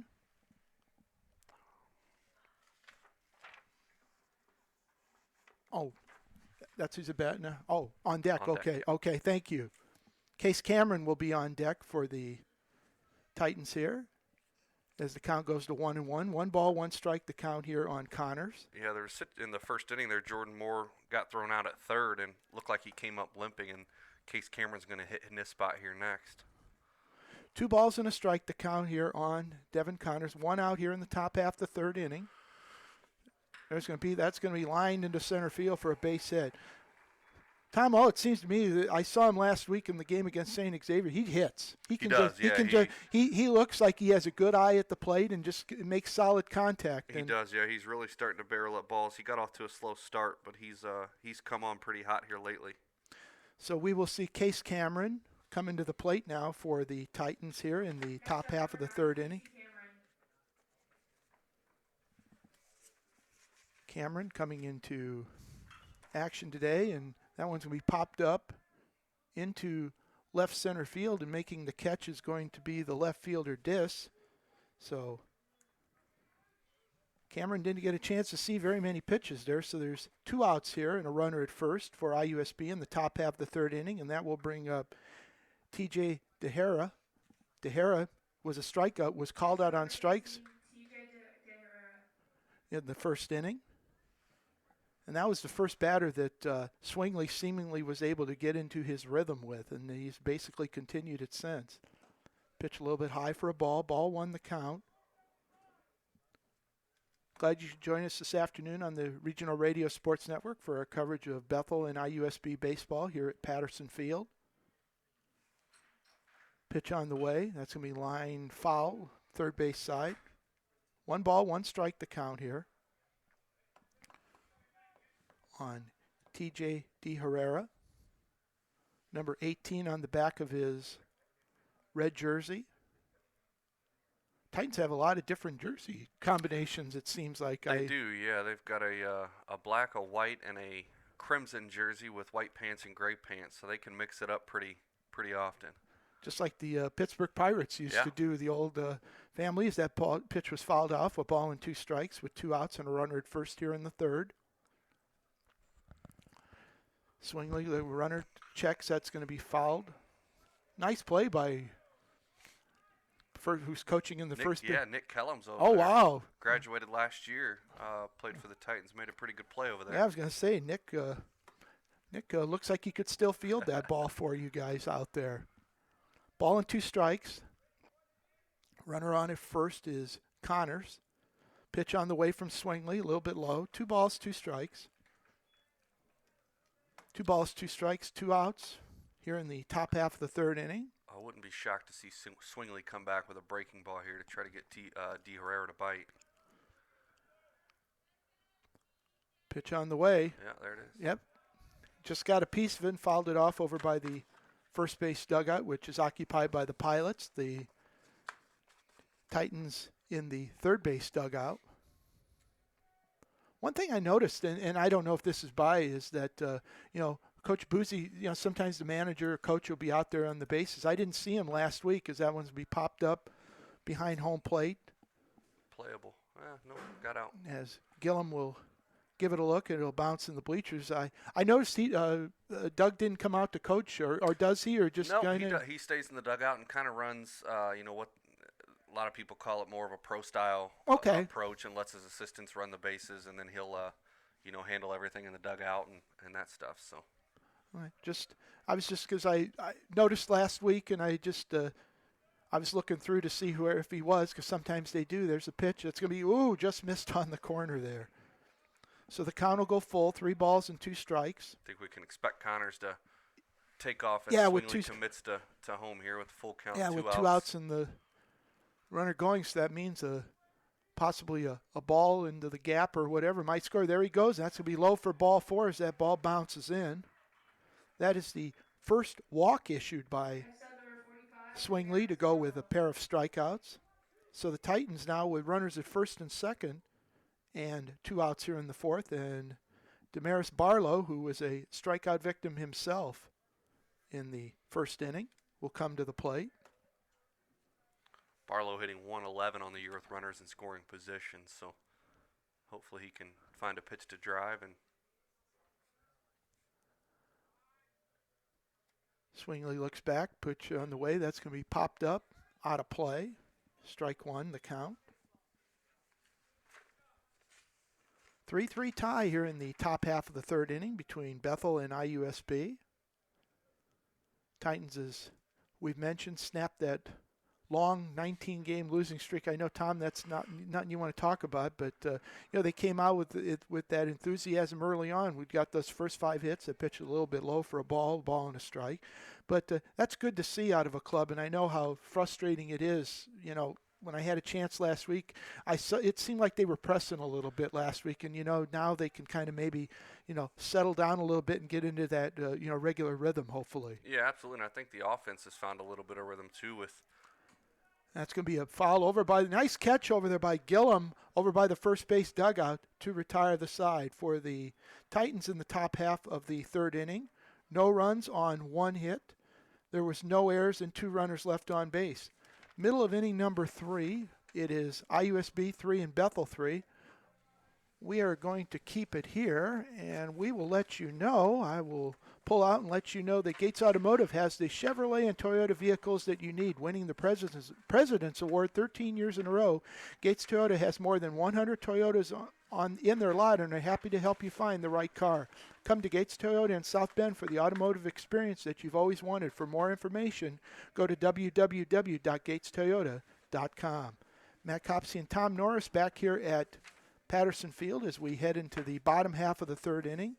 Do it for the Pilots. It'll be Brandon Diss, Kawambi Moss, and Mason Love here to face Marty Ewing. And as we mentioned, Tom, Marty has really done a nice job of, settling things down. It was, with Matt Rose, it's just like you mentioned the situation. He's coming back from an injury. You really don't know what to expect out of him, and obviously he felt some discomfort there, and I think you have to err on the side of caution there, especially with someone that you've invested a lot of time and effort into, and somebody that you hope was going to be part of your staff for a long time to come. Yeah, I think there was a long discussion there between Coach Boozy and our athletic trainer, Kara Warner Sanders, and it was probably somewhere along the lines of our trainer asking Matt how he feels and seeing if he can go anymore. And then obviously he tried and didn't feel comfortable, so hopefully, it's nothing too serious and he can bounce back, because I think he'll be a good addition to our pitching staff. First pitch to Brandon Diss was in there for a called strike. There's a pitch a little bit inside. Diss singled and scored back in the 1st inning. As we mentioned, all the scoring took place in the 1st inning. The IUSB got 3 runs in the 1st, a 2-run triple off the bat of Devin Connors and Jordan Moore with a base hit to drive in the other run, and there's going to be a chopper. That's going to be a tough play. First baseman going to come over, and that's going to be a base hit. As Ewing kind of got a slow stop off the mound, as you saw the first baseman coming in. You saw the first baseman Barlow and the Walls, the second baseman, kind of stopped, and you kind of was like, who was going to get the ball or not? And I think Ewing was kind of in that mode to see whether or not where he was going to go. So yeah, I think that's a tough play for Ewing, being a left-handed pitcher. All of his momentum when he's done with his pitch is falling towards third base. So he was a little late to get over there, and the result was the leadoff runner's aboard now. Yeah. Here's Kawambi Moss, who walked and scored, and there's a first pitch in there for a called strike to Kawambi Moss. As we mentioned earlier, Moss came into action today with 400 on the season, no homers, 9 RBIs, 24 hits, and 60 at-bats. So he will remain there with that walk. And that's a swing and a miss. Nice change of pace pitch there. No balls and 2 strikes now on Kawambi Moss. And this is a batter. If Ewing can get him, that's That's a big feather in his cap right there. And that one's going to be lined into right field for a base hit. And that one looks like it might roll to the wall, rounding first and on his way to second and rounding second. And they're going to hold him up there. Holding up at third will be Dis on the double by Moss.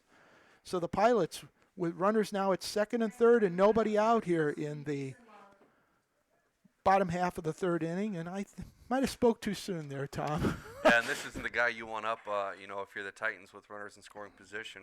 Love had the bases clearing triple there in the bottom of the first, so hopefully they can, limit the damage here. And yeah, so Mason Love, who had the 3-run double his last time to tie the ball game. So the Pilots now with runners at second and third and nobody out here in the bottom half of the third inning. Pitch on the way by Ewing. That's going to be chopped to first. They're going to get the play. Nice play. And that ball was hit right on the button that neither could have done. So that's a big out there, 3 unassisted, where they were able to hold. And Jake Slasky, who flew out to the right field, D. Herrera, who made a nice running catch there back in the first inning. So now there's 1 out and runners on at second and third. And now you've got the shortstop and second baseman playing back, and you've got the third baseman and first baseman playing even with the bag as the first pitch to Slasky is a little bit low for a ball. 1 ball, no strikes to count here.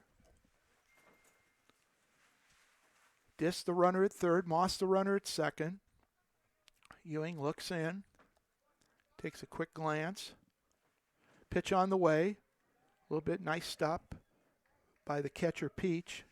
Count goes to 2-0, 2 balls and no strikes.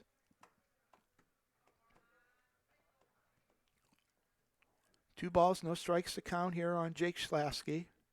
James Spira in the on-deck circle. Ewing, here's the pitch. Swing and a miss. 2 balls and 1 strike. Tom, this is a situation right here. If you're Ewing, you're you want the strikeout, or you want the pop-up, or you want, like you did, the ground out. And it seems like the middle infielders are, they're going to concede the run to get the out because they don't want to play for the big inning. Absolutely, and this is kind of a situation where you don't want to give, the batter too much to hit because exactly. First base is open. So, if you walk him, no big deal. Now you got a double play set up. So Ewing's got to be careful here that he doesn't, leave a pitch over the middle of the plate and allow, a 2-run double or a 2-run single here to put the Pilots in front. 2 balls, 2 strikes to count here on Schlasky. Pitch on the way from Ewing, and that's going to be lifted foul. That's going to drift out of play over by the track area, what used to be the track area here at Bethel.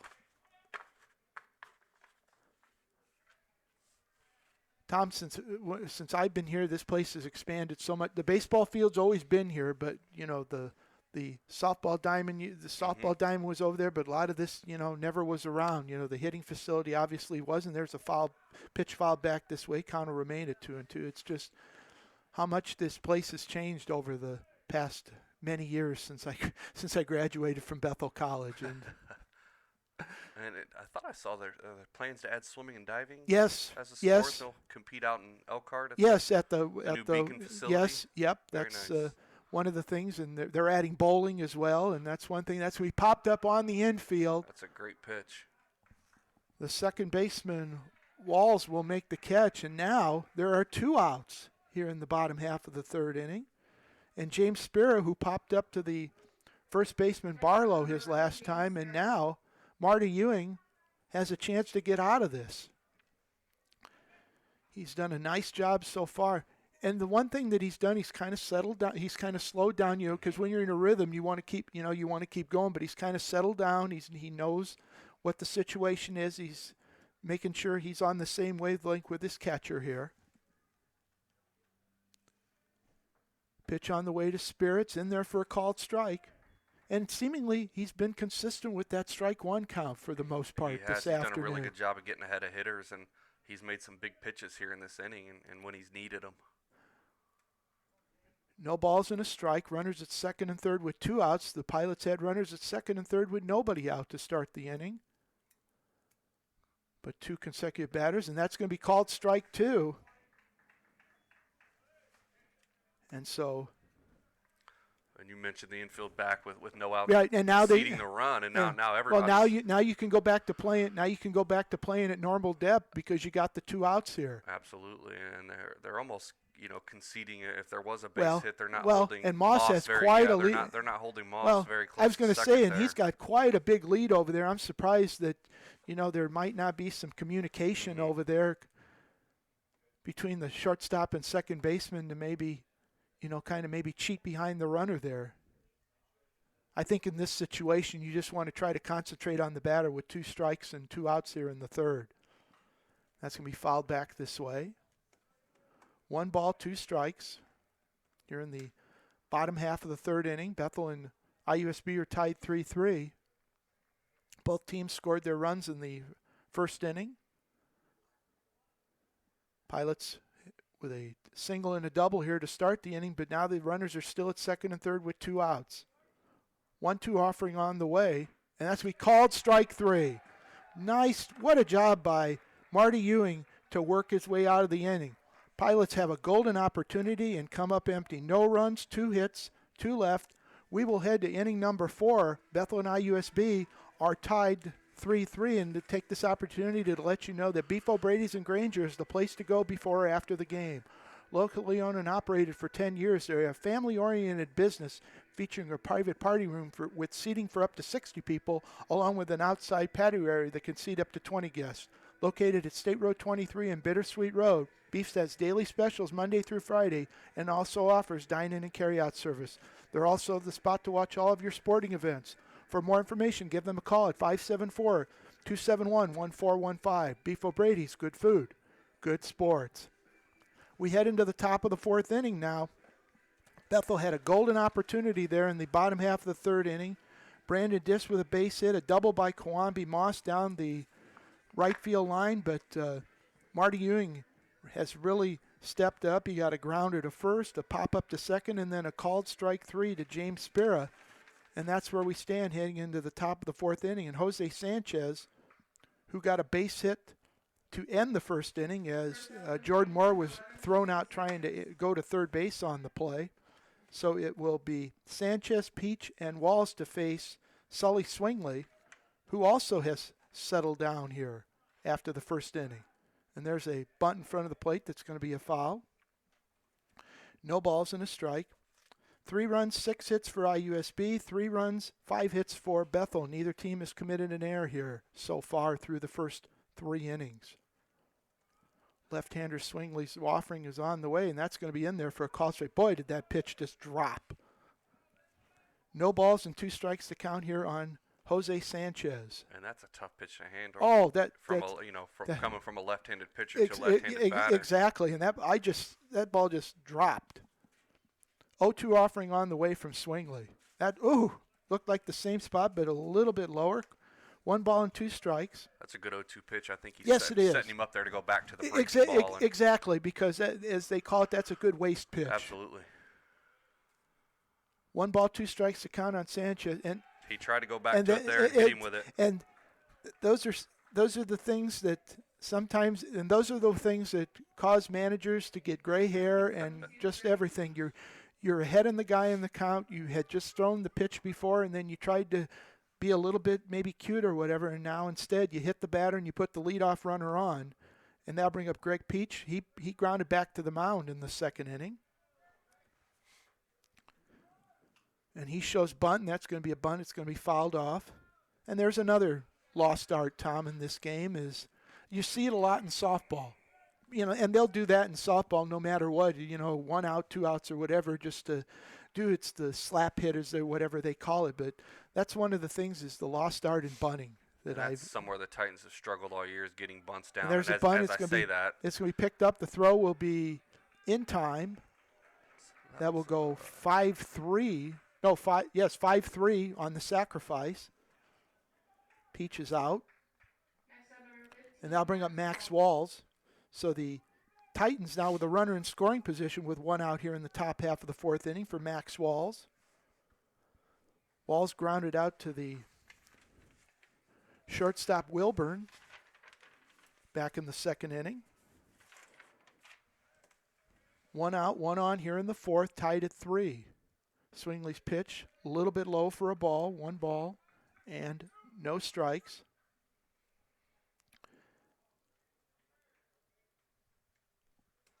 Max Walls, the hitter here, the sophomore out of Morgantown, Indiana.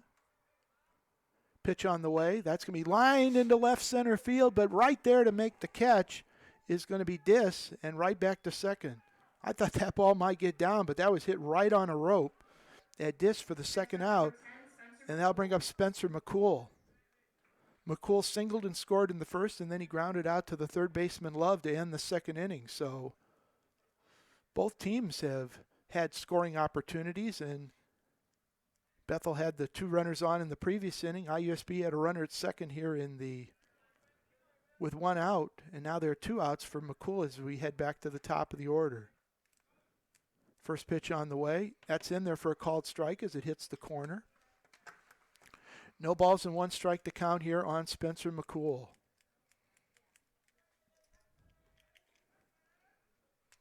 Swingley glances in at his catcher. Takes a quick look back at second. And he's going to step off as the batter steps out of the box. 3-3 tie, 2 outs. Runner at second here in the top half of the fourth inning here at Patterson Field between IUSB and Bethel. Pitch on the way. A little bit low for a ball. 1 ball, 1 strike. A count here on Spencer McCool. Swingley once again glances back. Pitch on the way. That's going to be lifted in. That ball is going to possibly drop in there, and it does, rounding second and up third and coming in to try to score, and he will, standing, and the runner will go to second base. McCool on the RBI single. So give McCool an RBI single and second on the throw, and the Titans have taken a 4-3 lead here in the top half of the fourth inning. Good piece of hitting there by Spencer McCool. He's been consistent for the Titans all year, so no shock to see him come through with runners in scoring position. And that'll bring up Colin Mack. Mack doubled and scored in the first inning and then grounded out to short back in the third inning. So the Titans have broken the tie here in the top half of the fourth inning, and they have another runner in scoring position. Pitch on the way to Mack. It's going to be on the corner for a called strike. No balls and a strike here to Colin Mack. 4-3 in favor of IUSB here in the top half of the fourth inning. Pitch on the way. A little bit low. 1 ball, 1 strike to count here on Colin Mack. Mack out of Morgan Township High School.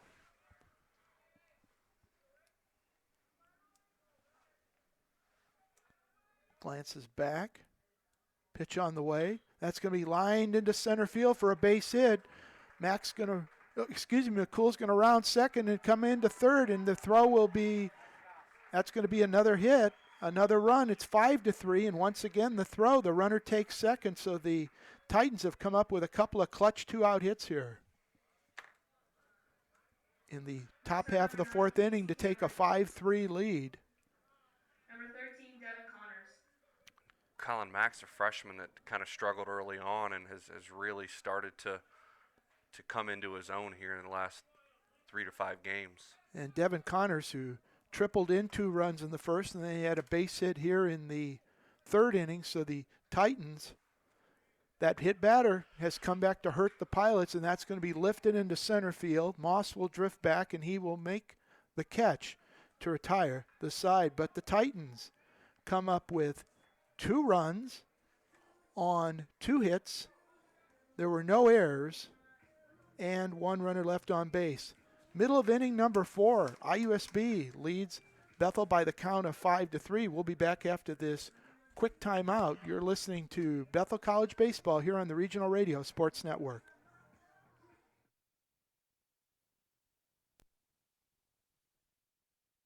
Never never done anything so hard in your life. You don't understand how you can finish. It takes inner strength and desire to become a Marine. When I finished, I was like, I did it. The moment I will never forget is when this drill instructor that I admire so much comes up to me and said, "Good morning, Marine." PFC Summer Volkman became a Marine. Can you? Visit Marines.com or call 1-800-MARINES.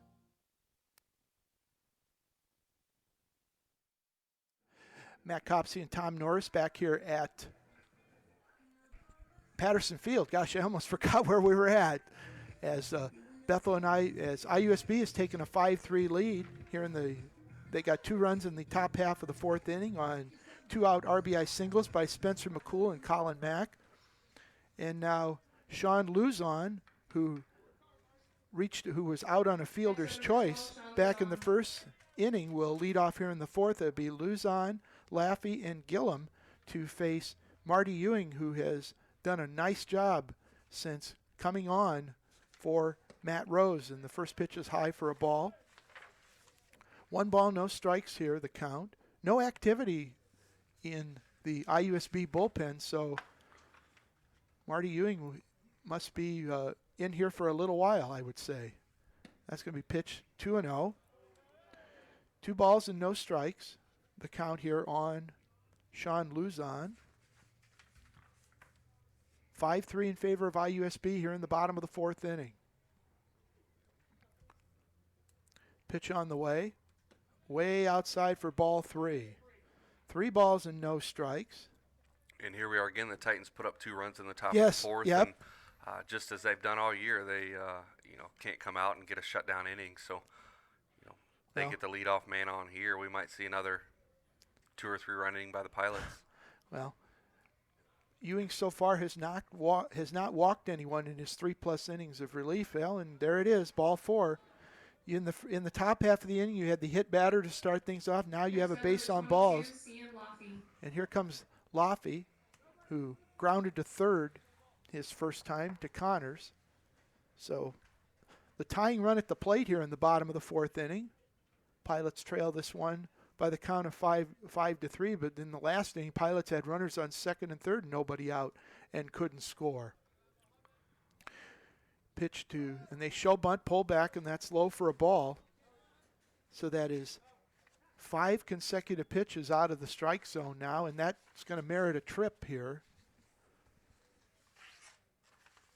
Out to the mound here for the Titans, as they're going to have a little chat here with Marty Ewing.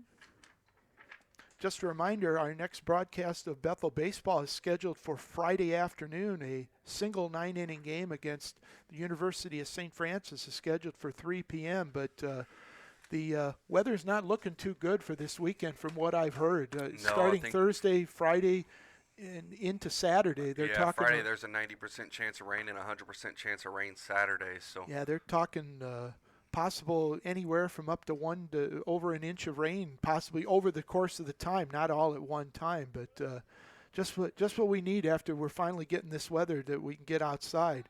They're going to show bunt, and he's going to follow through for a call for the strike. So the count 1-1 now to CM Laffey. Sean Luzon, the runner at first, with nobody out here in the bottom of the 4th inning. IUSB leading the Pilots by the count of 5-3.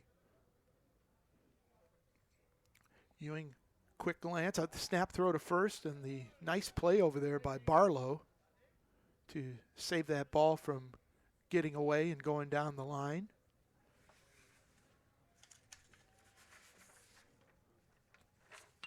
And there's going to be a bunt, and that ball will roll foul, so it's going to go to a ball and 2 strikes. And Luzon on the season is 1 out of 1 on stolen base attempts. So the count is now 1-2, 1 ball, 2 strikes to count here on CM Laffey.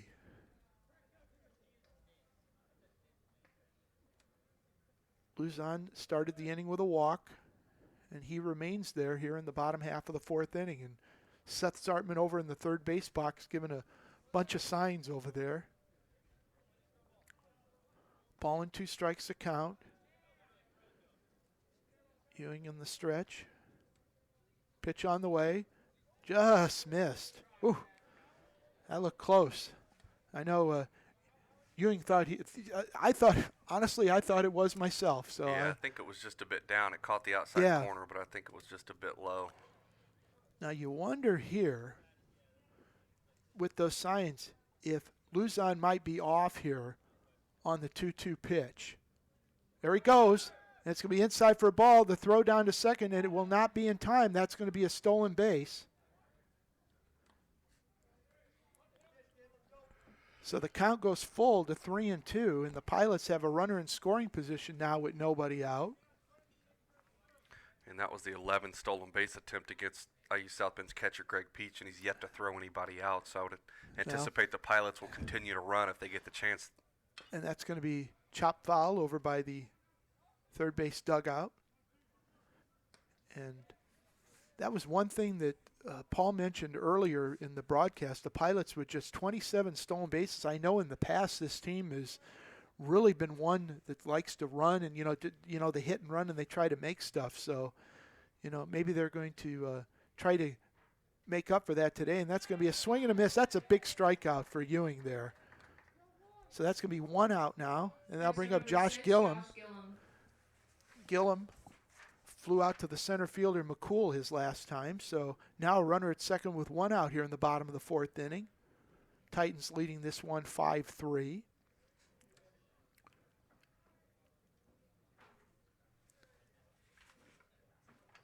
Gillum, number 9 hitter, still looking for his first hit on the season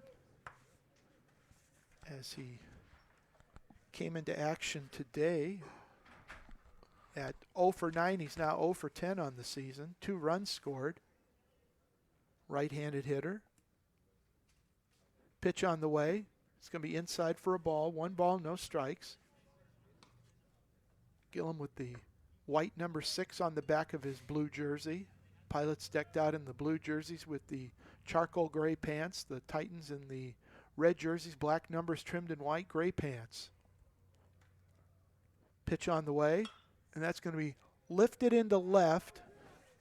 Drifting, coming on will be Sanchez to make the catch, and so there are 2 outs now.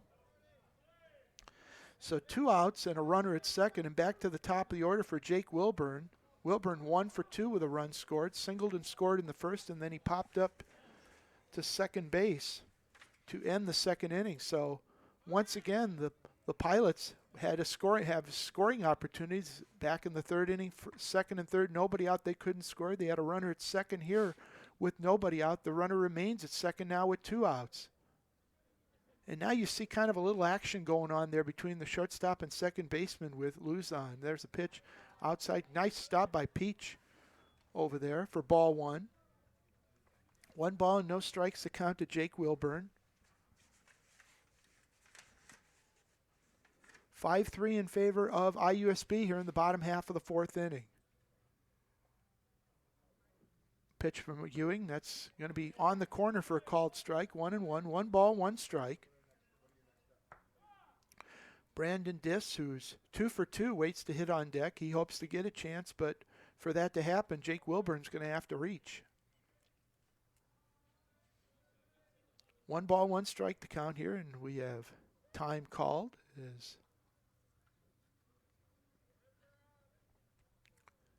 Wilburn steps out, now steps back in. Left-handed hitter. 1-1 offering, lefty to lefty, pitch on the way. That's going to be grounded right to the first baseman. Barlow will pick it up, and Marty Ewing does it again. Works out of a jam here in the 4th inning for the Pilots. No runs, no hits, no errors, and 1 runner left on. We will head to inning number 5. IUSB leads Bethel by the count of 5-3. And we will take this opportunity to let you know that the Stack 'em Deep and Sell 'em Cheap. Stop by Gates Automotive for their Zero Down Sign and Drive event. All they need is a signature for you to drive new, and you keep your tax return. Stop by Gates Chevy World, Gates Toyota, Gates of Granger, Gates Downtown South Bend, or the new Gates of Elkhart to sign and drive today. Come into a Gates Automotive automotive location near you, or go to www.gatesautomotive.com/stack for more information. Matt Copsey and Tom Norris back here at Patterson Field as we head into the top of the 5th inning. And Tom, after that first inning, this game has kind of gotten into a nice rhythm there. You know, IUSB picked up those two out runs there in the top of the 4th inning to grab the lead. And in the top of the 5th inning here for IUSB, it will be, got to find it. It's Case Cameron. Yeah, Case Cameron. Titans, I knew it was Case Cameron. I just forgot to write the name down. Now I will do that. Case came in for Jordan Moore back in the 3rd inning and flew out to the left fielder. Dis, excuse me. So it'll be Cameron, De Herrera, and Barlow here to face Sully Swingley, who moves into his 5th inning of action here. And that's going to be fouled back, 0-1.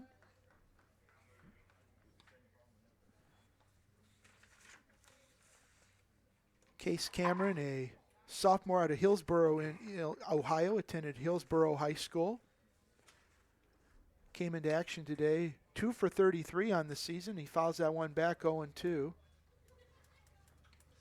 One of those players that Coach Boozy would love to see start getting into a rhythm here, I would imagine. No balls, 2 strikes to count here on Cameron. Pitch on the way, a little bit outside for a ball. 1 ball, 2 strikes to count here on Case Cameron. We're in the top of the 5th inning here, 5-3 in favor of IUSB. Pitch on the way, swing and a miss for strike 3. That is the 3rd strikeout of the afternoon for Sully Swingley. And that'll bring up TJ De Herrera, I'll get it out. De Herrera is 0 for 1 in the game. He was called out on strikes in the 1st and walked in the 3rd. Left-handed hitter, as Tom mentioned, is playing right field a little bit out of necessity, and that's going to be a little bit low for a ball. Made a nice running catch back there in the 1st inning off a ball off the bat of Jake Schlasky, excuse me. That's going to be grounded foul. 1 ball, 1 strike to count here. And it looks like we'll have a pinch hitter on deck. Matt Tyler Okay. Wellborn will hit in Damaris Barlow's spot. Okay,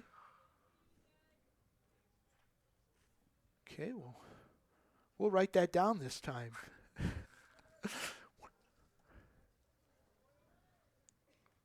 Not used to having somebody,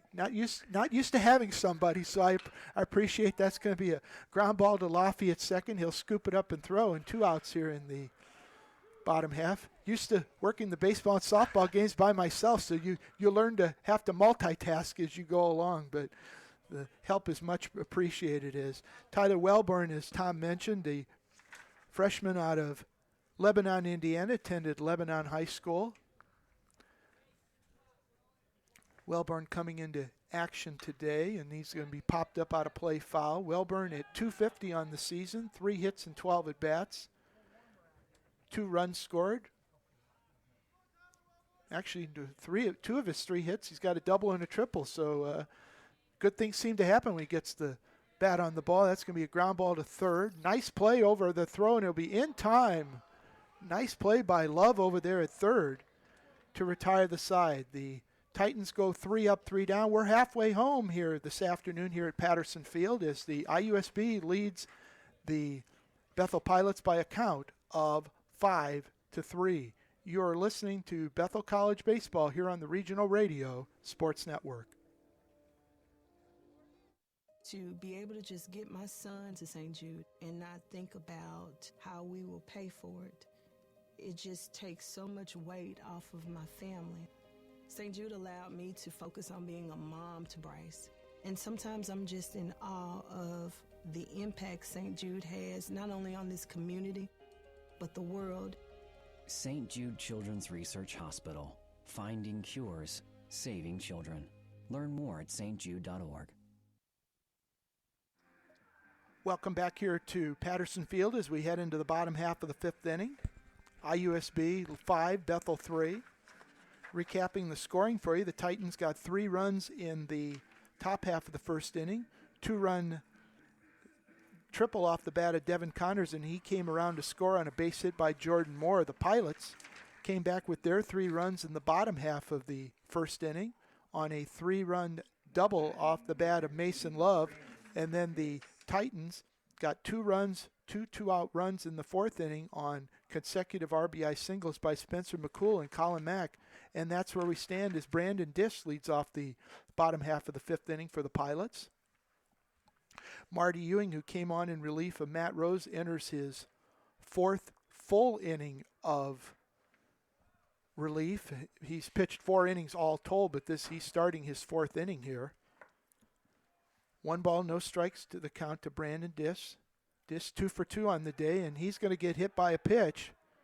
So for the 3rd consecutive inning, the Pilots will have the leadoff runner on. They've really squandered some pretty good scoring chances here lately. I mean, they've left 4 runners on, you know, through 4 complete innings. Well, you had the 2nd and 3rd and nobody out in the 3rd inning, and then you had a runner at 2nd with nobody out in the 4th inning, and now you have a runner at 1st here for Kawambi Moss, and Moss is 1 for 1 in the game, walked and scored in the 1st inning, and then doubled and was left at 2nd as we are having I don't know if we're going to have a... No, they were just giving Dish some time.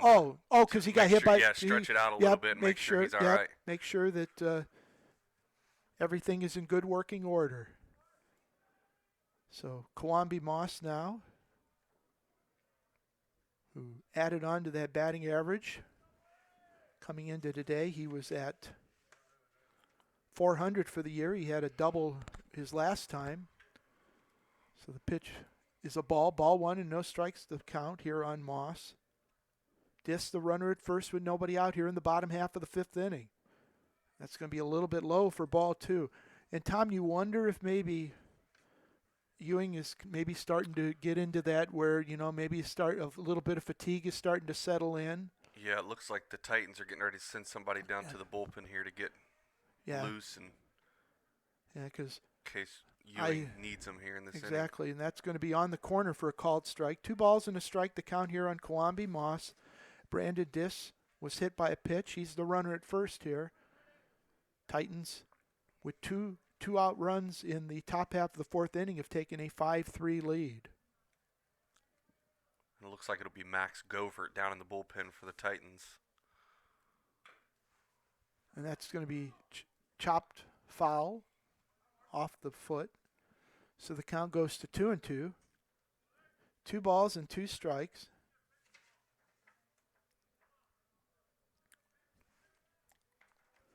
Two balls and 2 strikes to count here on Kawambi Moss. Ball game in the bottom half of the 5th inning. Glad you could join us this afternoon here on the Regional Radio Sports Network for our coverage of Bethel baseball taking on the Titans of Indiana University South Bend this afternoon. And that's going to be fouled off over by the first. And Moss knew he just missed that one. You saw him kind of smirking there a little bit, knowing that he just missed putting that ball in play. Yeah, Ewing kind of left a curveball hanging, and I think Moss was chomping at the bit to get a pretty good swing on it. The last time he was ahead of him 0-2, and he took one to right field the last time, and I don't think Ewing wants to make that mistake again. And that's going to be chopped fair down the third base line. That ball's going to roll, and a nice play. Great job over there by Sanchez to get over to keep the runner from going to third, so it'll be a long single for Moss. So here we go again. For the 2nd time in 3 innings, the Pilots have 2 runners on base here with nobody out. It was actually a really good pitch by Ewing. Yes. He threw another breaking ball that was, heading towards Moss's back foot, and Moss put a pretty good swing on it and was able to keep it inside the bag down the third baseline. And here was the out I thought was the biggest out of the 3rd inning, Tom, when Mason Love hit the first pitch to the first baseman. At the time was Barlow, and it kept both runners on, and that allowed Ewing to kind of just settle down there. And instead of having 2nd and 3rd, nobody out, it was 2nd and 3rd, 1 out, and he was able to go. And that's going to be looped into right field for a base hit. Here comes the runner. Oh, now he's going to hold him up. And D. Herrera with a nice play out there. And he did a nice job of charging the ball, so he had all the momentum coming in. And that's the one thing I think that Coach Zartman noticed, and that's why he held it up. So the Pilots have the bases loaded now and nobody out, just like they did in the first inning. And again, another good scoring opportunity here for Pilots. Let's see if they can take advantage of it and push a run or two across here with bases loaded and no outs. And Jake Slasky, who flew out to right field his first time and then popped up to the second baseman Walls. So playing in on the corners, and there's a pitch in there for a called strike. They're playing back they're playing back for double play death in the middle and playing in on the corners to try to cut the runner off at the plate if at all possible.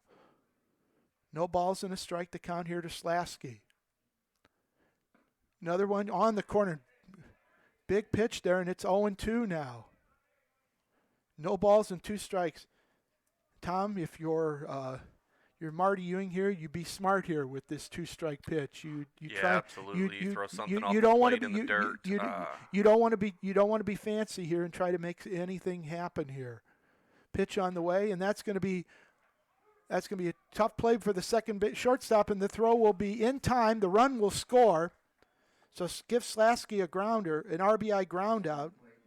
Runners move up to second and third, so it's a 5-4 game as Mack made the play. And that's the only play he had on right there. So Dis comes in to score. So Moss goes to third. Love goes to second. Slasky's now at first. And James Spira, who was called out on strikes this last time and popped up to the first baseman at the time, Barlow. So now runners at second and third and 1 out, a run in. It's 5-4 IUSB. And it looks like everybody on the infield except the second baseman, Max Walls, is about halfway depth here to maybe try to cut the runner down at third. Well, I think that's the reason why is that they're playing him to pull. Right, so with a left-handed hitter, with a left-handed hitter, they're playing him to pull. So they're thinking if they get the ground ball, you just get you make sure you get the out, you get the out there, and you tie the game, and you don't allow the big inning to come. No balls and a strike to count here to Spira. A little bit inside for a ball. 1 ball, 1 strike. So for Slasky, that is his 10th RBI on the season as he gets the Pilots a little bit closer at 5-4.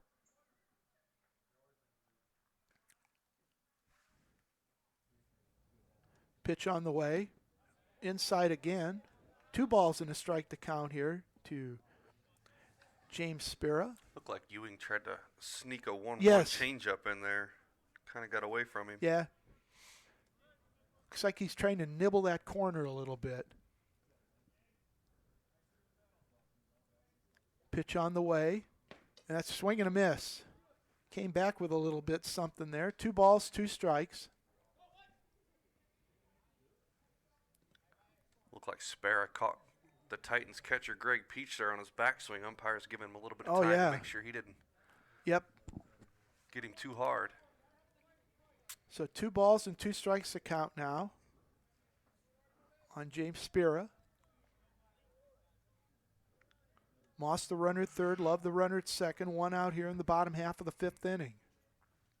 Pitch on the way, and that's going to be line foul as he tried to take it down that right field line, but it goes foul. 2 balls, 2 strikes. 5-4 in favor of IUSB here in the bottom half of the 5th inning. But the Pilots with the tying run at third and the go-ahead runner at second with just 1 out. 2-2 offering on the way to Spira from Marty Ewing on its way. And swing and a miss for strike 3. Another big strikeout for Ewing. And that'll bring up Sean Luzon, who is 0 for 1 in the ball game. He walked and stole a bases last time, but now now everybody can return back to their normal positions here with 2 outs. And Ewing has just 3 strikeouts, but I think all 3 have come at in really big situations to help him get out of jams. He got the strikeout to end he got the strikeout of Spirit to end the 3rd inning. He struck out Laffey as the first pitch to Luzon is for a ball. The first pitch he got, the second strikeout was with the runner at second to Laffey, and then he got the swinging strikeout of Spira here with 2 outs. So 2 outs now. 1-0 the count. 5-4 in favor of IUSB, a little bit outside, 2-0. And you wonder here maybe, Tom, if he might be pitching around him a little bit. You talk about you've got the base open. He had struck out Laffey the last time, so, Yeah, absolutely. Luzon's reached on a fielder's choice and on a walk, so. That's going to be high Although for. he doesn't have a hit, he's done a good job of getting on base today. No, 3 balls and no strikes to count now on Luzon. 5-4 IUSB here in the bottom half of the 5th inning. But the Pilots have scored 1, and they have runners at second and third. Pitch on the way. That's going to be in there for a called strike, 3-1. I think Luzon was taking all the way Yep. there. Yep. I wouldn't be surprised if he takes another pitch here. That's just me here. You had Coach Zartman down there at third base, pitching him around him. And that's going to be outside for ball 4. So the second walk issued, both of them to Luzon, and Siam Laffey will come to the plate now. Laffey is grounded to Connors at third, and he was a strikeout victim his last. So the Pilots with the bases loaded again here in the bottom half of the 5th inning. They had the bases loaded with nobody out, and have only scored 1 so far. Pilots have left 4 runners for the game and 3 in the last 2 innings. That's going to be a ground ball, and that's going to scoot into left field for a base hit. 1 run will. Oh, they're going to hold him up. Oh, they got a runner, but the runner will get back. So a base hit by Laffey, and once again, number 6, Josh. You had Gillen. Sanchez charging the ball, and that was one of the reasons why he held the runner Love up at third. So everybody moves up 90 feet. So the bases are loaded now with 2 outs. We're tied at 5 here. And Josh Gillum, who is flown out to McCool and Sanchez, with a chance here to give the Pilots possibly the lead here. And prior to that hit, opponents had been hitting .368 against Marty Ewing in 2-out situations. And that's going to be popped up. Third base side, it's going to be in foul territory. And both Sanchez and Connors give it a run, but they run out of real estate. So that's going to be strike 1. The 8th person to bat for Bethel here in the inning. Dis started it. He was hit by a pitch. Moved to second on a base hit by Moss. Went to third on a base hit by Love. And then Dis scored the run on a RBI ground out by Jake Schlosky. And then James Spira struck out. Luzon walked. No. And then, with 2 outs, Luzon walked, and then a base hit by Siam Laffey has tied the game, and so the bases are loaded here in the bottom half of the 5th inning, 5-5. As we've mentioned, activity down in the IUSB bullpen. You mentioned it's Max Govert, the freshman. Pitch on the way. It's going to be a little bit inside, skips away from Peach, but not far enough for the runner to go. 1 ball, 1 strike. Bases loaded here in the bottom half of the 5th inning. Pilots have played at 2 to tie the game at 5.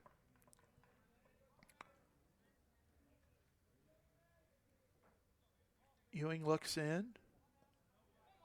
Kind of glances back, pitch on the way, and that's going to be little looper, and that ball's going to drop into center field for a base hit. 1 run's going to score. Here comes Luzon, and he's going to score, and he's safe, and the runner will go to second and third, and the Pilots have played it 2 more and now lead at 7-5. So just like IUSB did, Tom, back in the 4th inning, a couple of clutch 2-out hits. And for Josh Gillum, that's his first hit of the season, and he comes up with 2 big RBIs to give the Pilots the lead. Yeah, it's a big situation to get your first hit of the season. I'm sure Coach Zartman will be happy with that at bat. And I think we have a courtesy runner in there for him as well here with 2 outs, and the Pilots now leading 7-5. And Jake Wilburn will be the 9th person to bat here in the inning. Wilburn 1 for 3 in the ball game. Pitch a little bit low.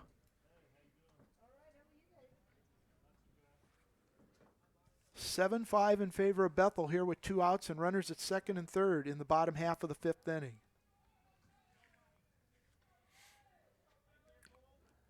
Marty Ewan trying to get out of here and limit the damage, and that's going to be popped up third base side. And that one will go out of play. 1 ball, 1 strike to count here on Jake Wilburn. 7-5 Bethel. Pilots have plated 4 runs to erase a 5-3 deficit. Pitch on the way. A little bit low for a ball. 2 balls and a strike. Brandon Diss, who started all off by getting hit by a pitch, waits to hit on deck.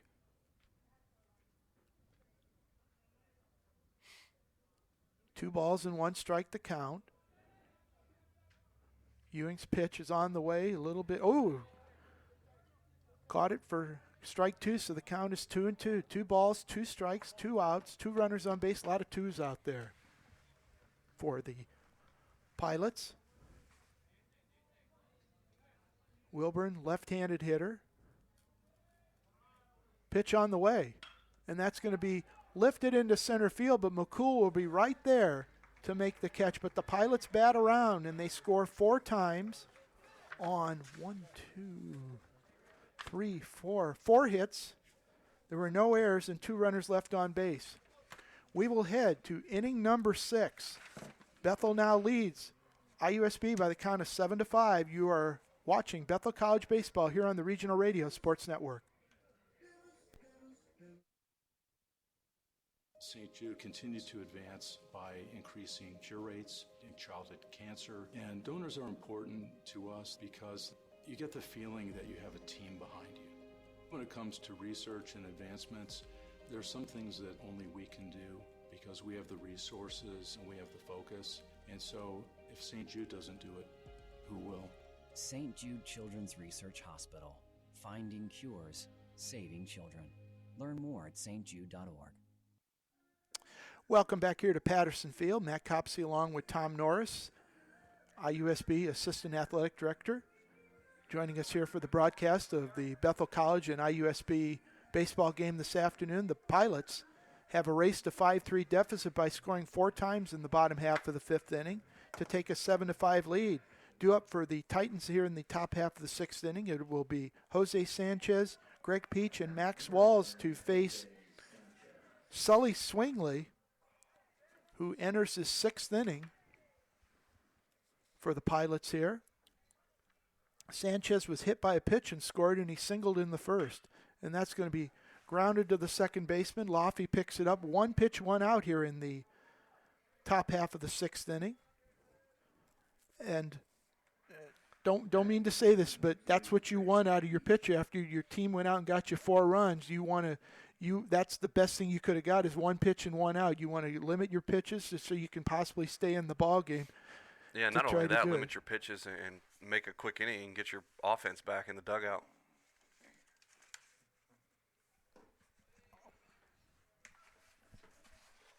Oh, okay.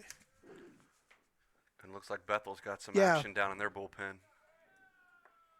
Yeah, is it Luzon? Yeah, Sean Luzon is down there warming up in the bullpen for the Pilots. So there's 1 ball, 1 strike to count here on Greg Peach. Peach is grounded back to the mound, and he had a sacrifice. 7-5 in favor of Bethel here in the top half of the 6th inning with 1 out.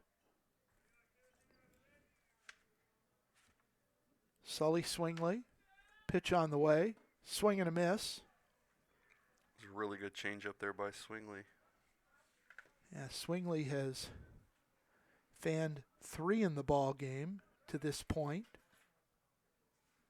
I think he has, and that's going to be a tough play for Swingley. He's going to step and throw, and it will be in time as the first baseman, Spira, comes down with it. 1-3 on the putout, so there's 2 outs here in the 6th inning.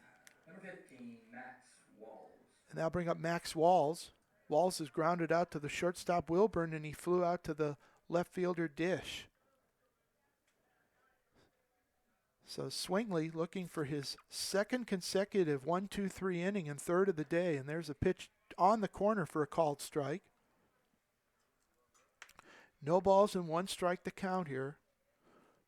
Ball game in the top half of the 6th inning. Bethel leading IUSB 7-5. And that's going to just miss a little bit low. 1 ball, 1 strike to count here on Max Walls. Walls out of Indian Creek High School, swing and a miss, 1-2. 1 ball, 2 strikes to count here on Max Walls, batting in the 9th spot for Greg Boozy here, and there's a swing and a miss.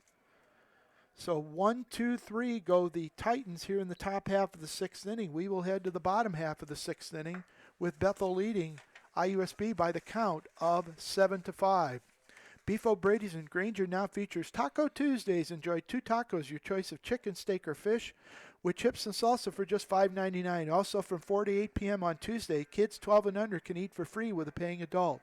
Located at State Road 23 and Bittersweet Road, Beef's is open for lunch at 11 a.m. 7 days a week.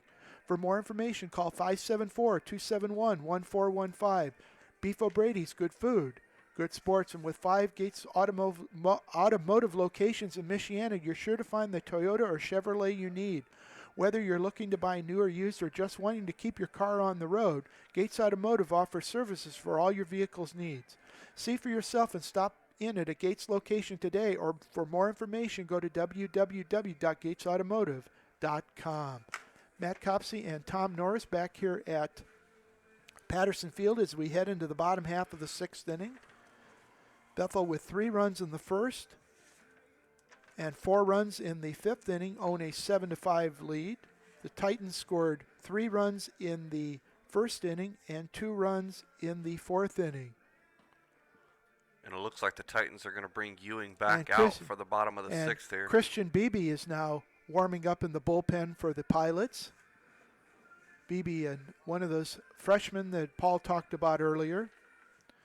And I think if Coach Boozy could get 1 more inning out of Marty Ewing, I think he'd be extremely happy considering the circumstances, what happened with Matt Rose earlier in the game. Yeah, absolutely. They still got Govert down in the bullpen staying loose, so I'd imagine Ewing's going to have a short leash here in the bottom of the 6th. I was just going to say, I would imagine that he's going to probably, if he allows 1 or maybe 2 base runners, he might be done for the day.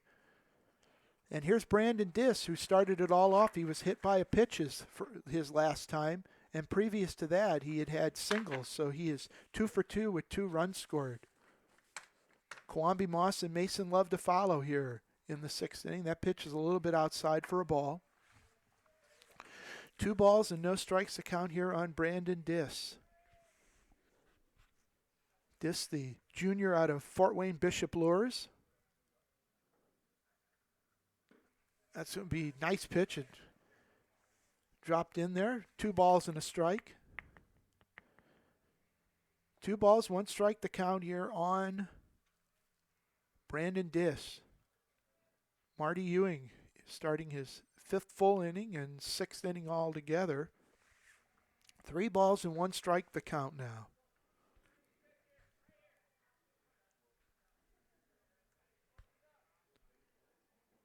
Three balls and 1 strike to count here on Diss.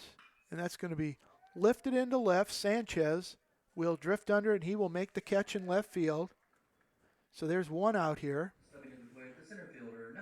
Ewing got a little help from Diss there. I think that might have been ball 4. I think so as well. I was just going to say the same thing. I think Ewing's really thanking himself there because that allowed him probably to stay in the ball game. And Kwambi Moss, who is 2 for 2, walked and scored in the first, doubled in the 3rd, and then singled and scored back in the 5th inning. Batting in the 3rd spot for Seth Zartman, and that one's going to be popped up out of play behind home plate. No balls and a strike. 7-5 in favor of Bethel here over IUSB here in the bottom half of the 6th inning. We're playing a 9-inning game this afternoon here between these 2 crosstown rivals. And that one's going to be lifted in the air to left. Sanchez will drift back a couple of steps and squeeze it. So 2 outs now. Stepping into the plate, the third baseman, number 16, Mason. So Mason Love, who singled, who doubled in 3 runs in the first, grounded to first in the third, and then singled and scored in the 5th. So Mason Love might be facing his final person here of the day. I think, as I mentioned earlier, I think Coach Boozy would love to get him through this 6th inning and then bring in Govert with a clean inning. And there's a pitch on the corner for a called strike, and if he is, he's kind of finishing on a strong note here. He is, yeah. After a tough 5th inning there, he's gotten ahead of hitters in the 6th, and hopefully he can get Love here and close the book on his day. And this has got to be very encouraging for this IUSB pitching staff, as much as they've struggled. As there's the pitch is fouled back, it's now 0-2. This has got to be somebody now that Coach Boozy can turn to in a situation, knowing that if he can either start him or bring him in relief, and know that he's going to get some good work out of him. Yeah, absolutely. You know, the 3 spot for the Pilots in the bottom of the first really came on one bad pitch to Love, who hit the bases clearing doubles. So, you know, other than that pitch and a few in the 5th inning, Ewing's been outstanding for the Titans. Well, he hurt himself with the hit. He hurt himself with the hit batter and the 1 walk, but you know, for the most part, he's done a real good job this afternoon considering the circumstance. 1 ball and 2 strikes, and he's going to be fouled off. And it's encouraging for Coach Boozy to see a freshman work out of the jams like Ewing has today too. Very much so. You know, out of Lake Central High School, Lake Central's had good success in the state tournament over the years. Won a state championship, I'm thinking it was back in 2012, if I remember correctly. Pitch low, 2-2. 2 balls, 2 strikes to count here on Mason Love. 7-5 in favor of Bethel here with 2 outs and the bases empty in the bottom half of the 6th inning. Time called.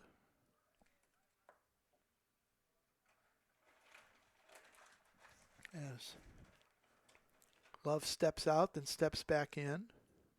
You'll notice Love's really choked up on his bat there to cut down his swing with 2 strikes and try to put something in play here and put some pressure on the Titans' defense. And that's he going to does be just that.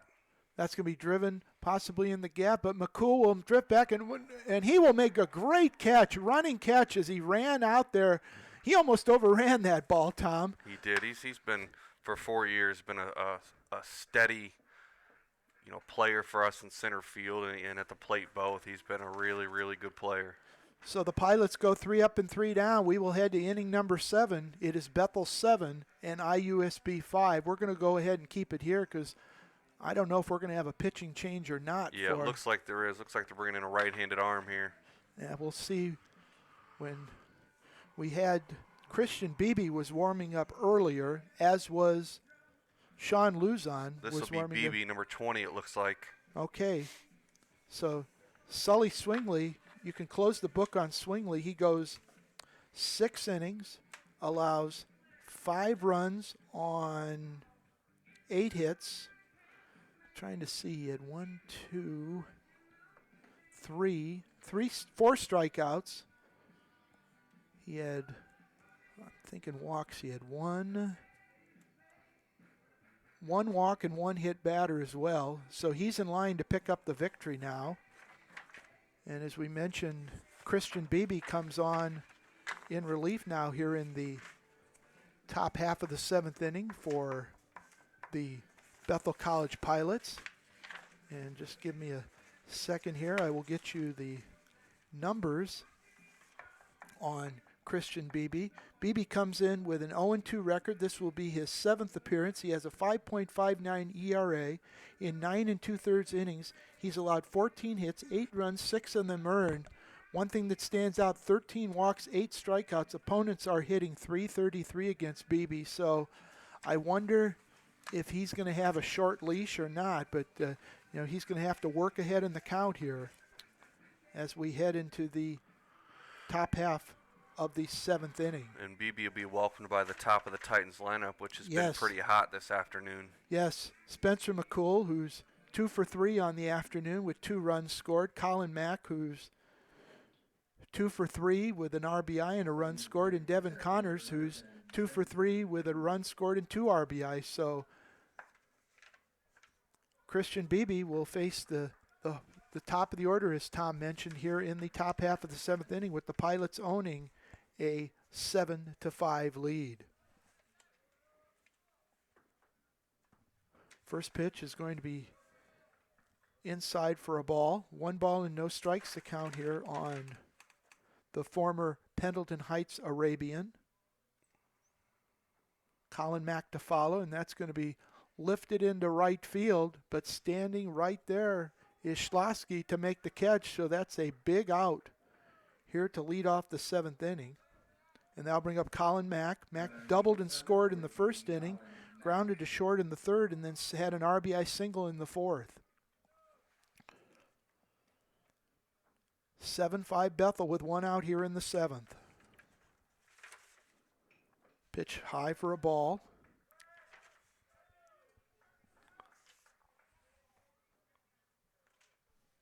7-5 in favor of the Pilots.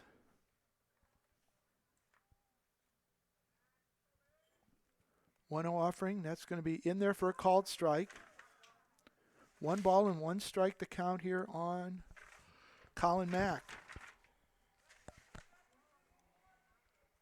Out of Morgan Township High School, and that's going to be lifted into center. Moss will take 1 step back and squeeze it, and there's 2 outs here. And going back to the 4th inning, that is now 1, 2, 3, 4, 5, 6, 7, 8, 9 batters in a row retired by Bethel pitching. So since the base hit by Mack to make it a 5-3 ball game, Bethel pitching has slammed the door on IUSB. And Devin Connors, who tripled in 2 runs in the 1st, singled in the 3rd, and then flew out to the center fielder Moss back in the 4th inning. Pitch on the way. That's going to be chopped foul, picked up by Love at 3rd. 1 ball, 1 strike. I don't know if I'm seeing it right, Matt, but that almost looks like he's throwing a knuckleball. Well, this is the first time I've seen Bethel play this year, so Paul Condry would probably be the better thing, but I'll take a quick look at it. Kind of looks like he's doing something in the, he kind of looks like he's gripping it a little bit as the ball's a little bit low for ball 2 and 2 balls and a strike. Just don't see a whole lot of people throwing knuckleballs anymore. Oh no. Yeah. And that's a little bit high for ball 3. So 3 balls and 1 strike to count here on with Case Cameron waiting to hit on deck. And that's going to be into right center field and going on, and it's going to drop in there as Moss tried to make a diving catch, but was unable to come with it. Still a good effort out there by Moss, and so that snaps a string of 9 batters retired in a row, and for Devin Connors, he picks up his 3rd hit of the day. And this will bring up Case Cameron now. Cameron flew out to Dis, the left fielder, and then was a strikeout victim back in the 5th inning. So the tying run is at the plate now with 2 outs in the 7th. IUSB trailing Bethel by the count of 7-5. Pitch on the way. On the corner for a called strike. No balls and 1 strike to count here to Case Cameron. Devin Connors the runner at first with 2 outs.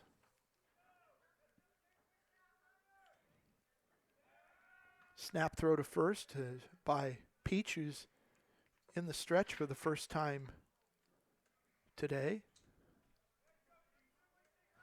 Glances back. There goes the runner. Pitch is a called strike. The throw down to second, and it will be in time. 2-6 on the put.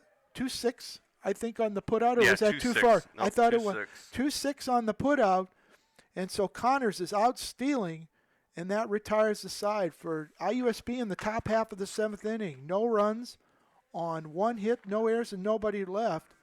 Middle of inning number 7. It is Bethel 7 and IUSB 5. And we're going to have a pitching change. And it looks like, as Tom has alluded to, that it will be Be number 26, Max Govert. Yep. Max Govert will come in for the Titans here in the 7th inning. Max Govert, a freshman out of Maryville, Indiana, attended Maryville High School. We will get you Govert's numbers in just a second here. Govert comes into action today with this is no record. This will be his 7th appearance. He has a 6.75 ERA. In 6 2/3 innings, he's allowed 9 hits, 14 runs, 5 earned, 3 walks, 3 strikeouts.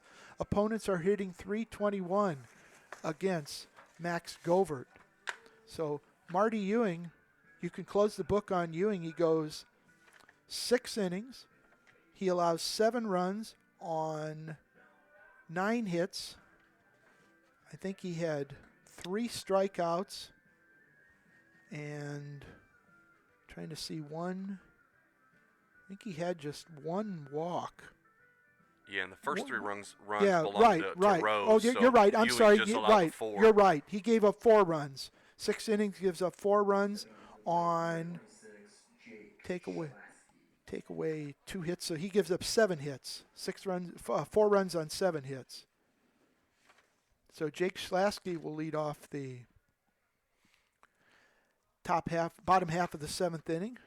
Schlasky had an RBI ground out his last time. He's 0 for 3 on the afternoon. So the first offering from Govert is outside for a ball. 7-5 in favor of Bethel here in the bottom half of the 7th inning.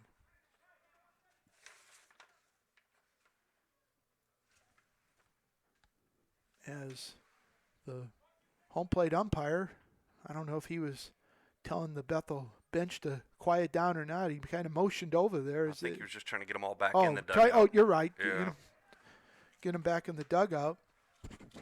And so Govert ahead in the count now, 0-2.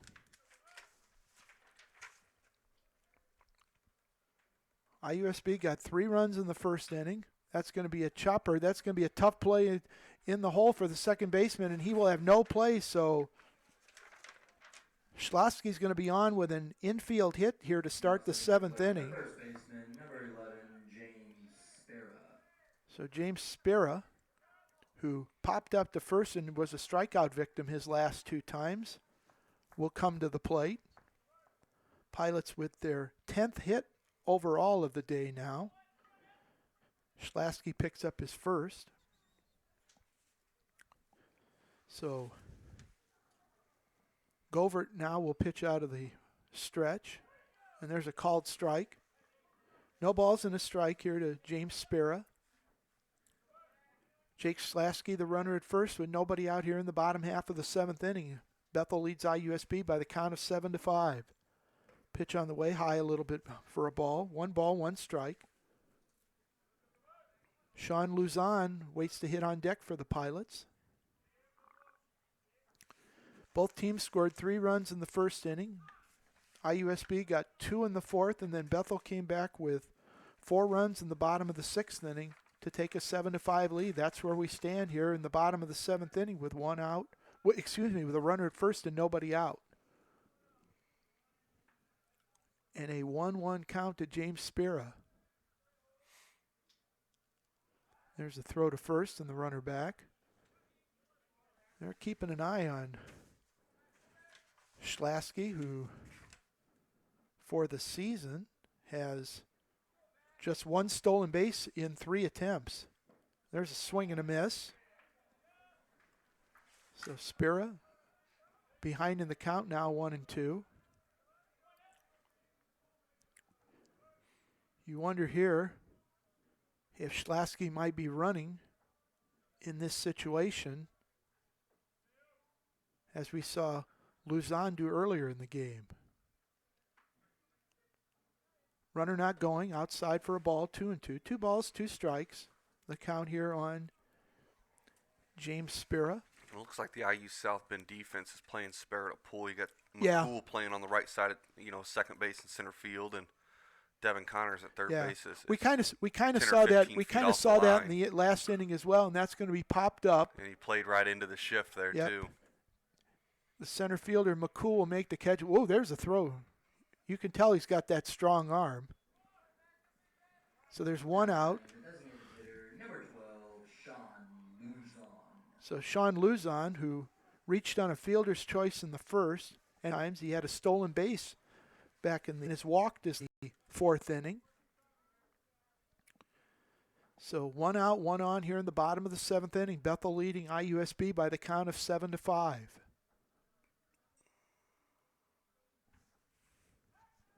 Snap throw and the runner back. Max Govert on the mound for the third pitcher used by Doug Boozy. Seth Zartman has used Sully Swingley and Christian Beach, and there's a in there for a strike. No balls and a strike to count here on Luzon. Sean Luzon, a senior out of Orange, California. Right-handed hitter. There goes the runner. Pitch is in there for a called strike. Snap throw down to second, and he is going to be safe. So a stolen base for Jake Schlosky. His second and 4 attempts now, so the Pilots have a runner in scoring position with one out. So Luzon behind in the count now, 0-2. No balls and 2 strikes to count here on Sean Luzon. CM Laffey on deck for the Pilots. 7-5 Pilots here in the bottom half of the seventh inning. Govert taking a little bit extra time now, and he will step off to make sure.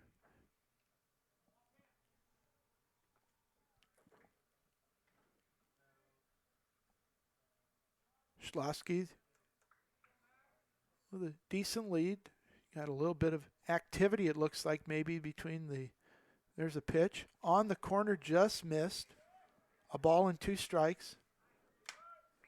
And it looks like Peach and Govert are going to maybe discuss some things there, because I don't know if that was the pitch he really wanted there. Yeah, I don't think so. With the runner on second, they're obviously running a different sort of system there, so the pitch can't be relayed. So they must have had a little cross up and hopefully got back on the same page there with the meeting at the mound.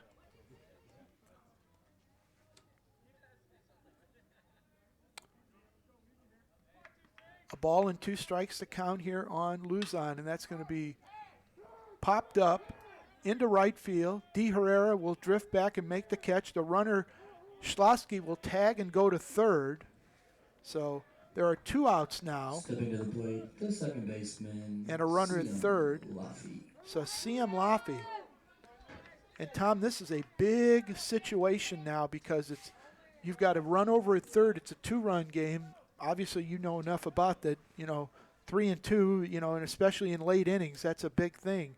So your catcher and pitcher really have to be on the same wavelength here, because you don't want a wild pitch or a pass ball to try to let that run score as there's a swing and a miss. Yeah, absolutely. And it's easy, as IU South Bend, it's going to be easier for them to string a couple of hits together to maybe make up that 2-run deficit. But once you're talking 3-4 run deficit, you've got to piece together 4 or 5 hits and 0-2 to give yourself a chance to get back in. 0-2 the count now on CM Laffey. Laffey 1 for 3. He had an RBI single to tie the game back in the 5th inning. So Schlosky, the runner at third, with 2 outs here in the bottom half of the 7th inning. 0-2 the count here on Laffey.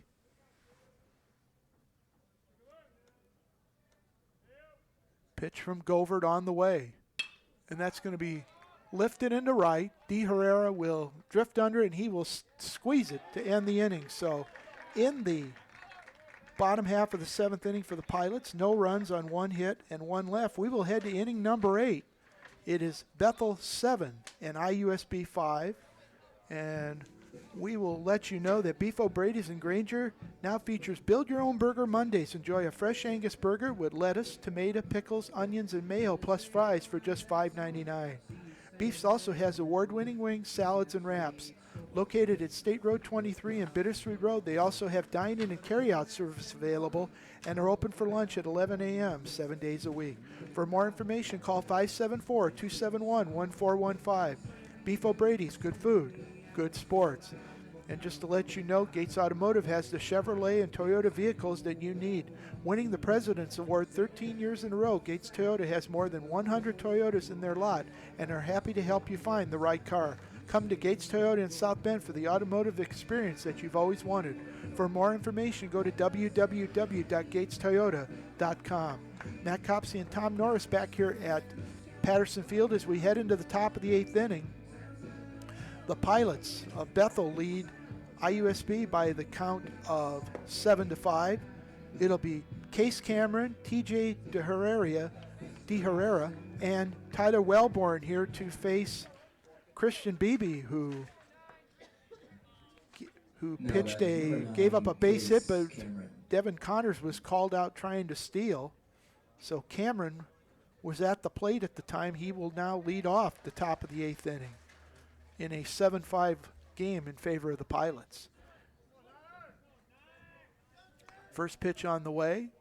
It's going to be on the corner for a called strike. 0-1.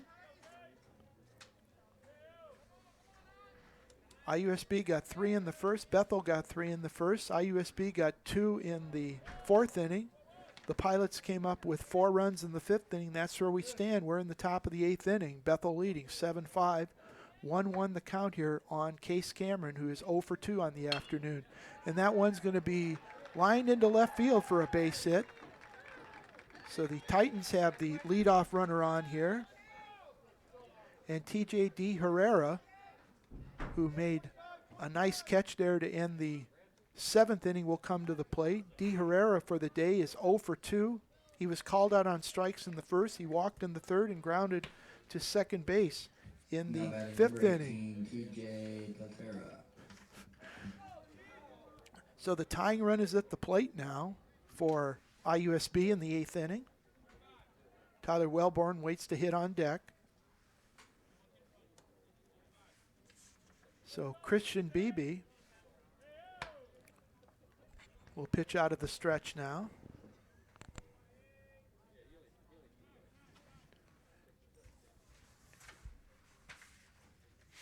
(7-5) in favor of Bethel. Cameron on the season with 2 stolen bases in 3 attempts. So he is a threat to run, and there's a pitch just missed for a ball. 1 ball, no strikes to count here on De Herrera. Left-handed hitter. Snap throw to first and the runner back.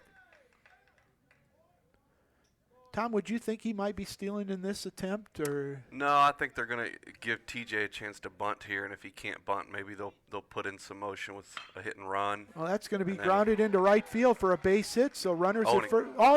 And the ball skips by the right fielder, and both runners are going to move up. That'll be the first error of the day.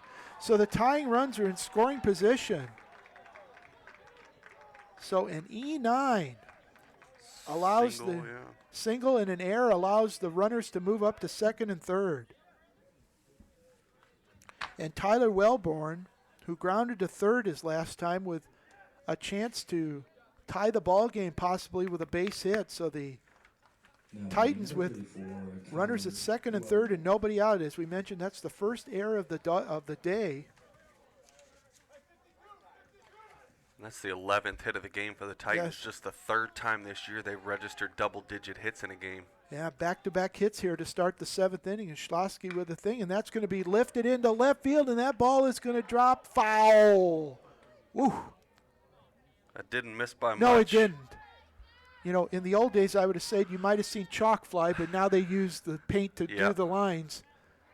I still remember going back to 1997. I was at the when Laporte was playing in a semi-state game over at Loeb Stadium in Lafayette, and the ball hit the chalk, and the umpire called it foul, and Ken Schreiber That's all he talked about in the postgame. And there's going to be a little looper into center field. That ball might drop in there, and it does.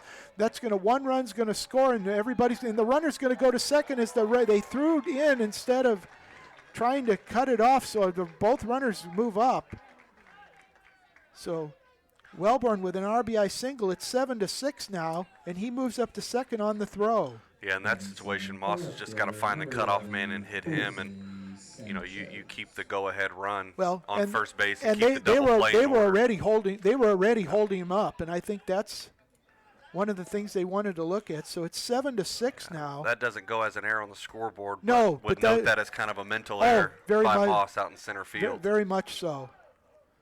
And those are the ones that coaches remember, Tom. Mm-hmm. Those are the ones that coaches keep in their back pocket for times when they go. Is we're going to have a little bit of a conference now as we head out to the mound. Jose Madrid down in the bullpen warming up for the Pilots. And this, I don't know if this is to buy some time for Madrid or not, but the IUSB is 3 straight hits to open the 8th inning here, and a miscue by the right fielder Schlossky has opened the door for the Titans to have a big inning. They've plated one, and they have runners at second and third and nobody out. For Jose Sanchez, who singled in the first, was hit by a pitch and scored in the fourth, and then grounded out to second in the 6th inning. And so Christian Beebe, who had a pretty good 7th inning. He gave up the hit, but they caught Connors trying to steal. He's struggled here in the 8th inning by giving up 3 straight hits, and the tying run is at third, and the go-ahead run is at second with nobody out here in the top half of the 8th inning. And I'm a little surprised to see that Bethel's not bringing their whole infield in. They get their corners in, but the middle infield stays back. Well, as once again, they're playing the first baseman in. They're playing Sanchez to pull. And this is just me, and this is just part of me thinking is you've got the third baseman playing back. You lay down a bunt down that third base sign, you got bases loaded, nobody out. Absolutely. That's just something that, that's just something that you watch enough baseball over the years, you kind of pick up on things. But 1-1 the count here to Sanchez. And that's going to be lifted into right field, drifting back. That's going to drift back, and that ball's off the wall, or is it gone? That's out of here. It's gone. It's a 3-run homer for Jose Sanchez, and IUSB has grabbed a 9-7 lead. For Sanchez, that is his first homer of the season, and he now has 5 RBIs on the season, and just like that, the Titans have grabbed a 2-run lead. And the pitch before Sanchez hit that out, he sent a long foul ball that had a chance to get out, and looked like BB came back with the same pitch, and Sanchez made him pay for it. Yep. The first pitch to Greg Peach. Ball 1. It's ball 1, so how the Tides have turned here in this ball game. Bethel was cruising right along with the pitching, and here in the 8th inning, 4 straight hits, including a 3-run homer off the bat of Jose Sanchez, have given the Titans a 9-7 lead. Pitch on the way. That's going to be grounded. Ooh, that ball took a wicked hop over Wilburn. So that will be the 5th straight hit. That's a base hit. I think we're going to have a courtesy runner here. Yeah, it looks like number 7, Matt Miller, on the courtesy run for Greg Peach. Yeah, Matt Miller will come on to run here.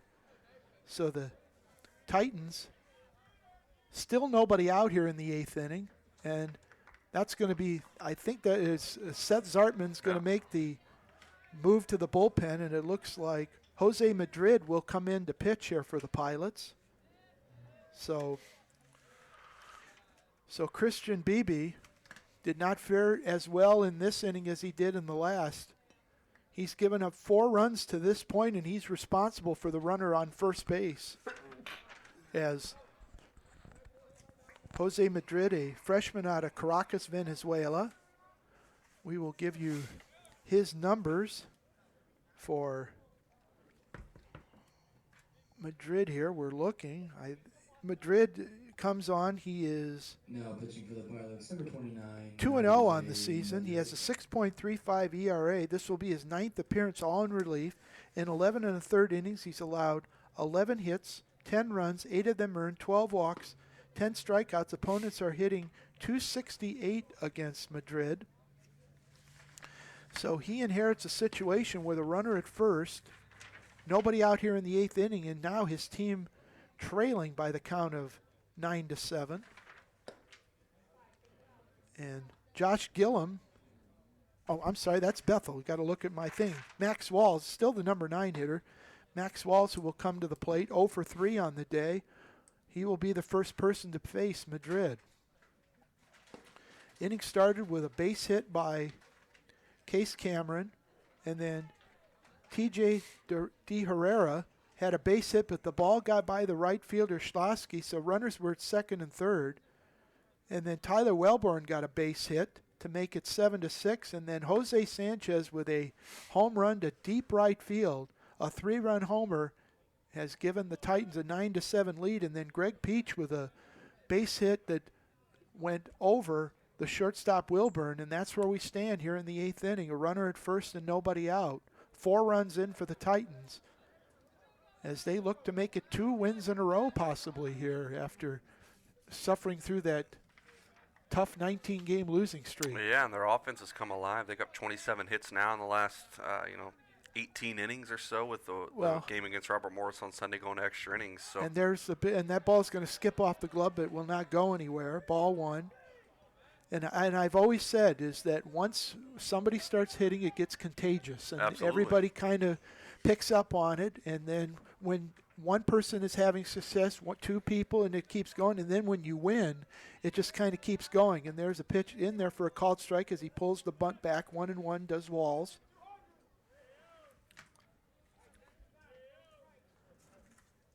One ball, 1 strike the count here. Shows bunt, pulls back, 2-1. 2 balls and a strike. Runner at first. Nobody out here in the top half of the 8th inning. 9-7 IUSB. There's a bunt, and that ball will go foul, 2-2. 2 balls, 2 strikes. 2 balls and 2 strikes to count here on Max Walls. Matt Miller, the courtesy runner over at first base for IUSB. So it's both teams have had multiple run innings here when they scored.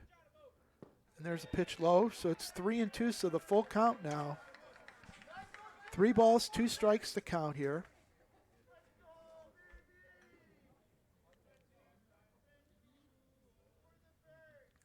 Pitch on the way, runner not going, and that's going to be low for ball 4. So Miller will go to second. Walls will be on at first. First walk issued by Madrid. Center fielder, number 10, Spencer McCool. Spencer McCool will come to the plate now. McCool is 2 for 4 with 2 runs scored and an RBI. 9-7 IUSB here in the 8th inning. Runners at first and second. McCool with a chance to do some damage and give IUSB a little bit more breathing room as there's a pitch for a ball in Madrid. Having a hard time finding the strike zone here through his first 2 batters.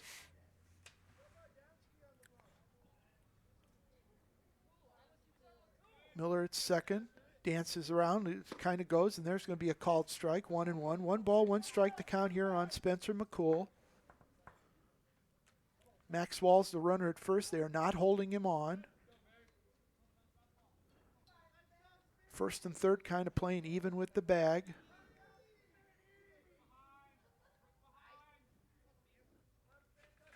Pitch on the way from Madrid as there's a bunt.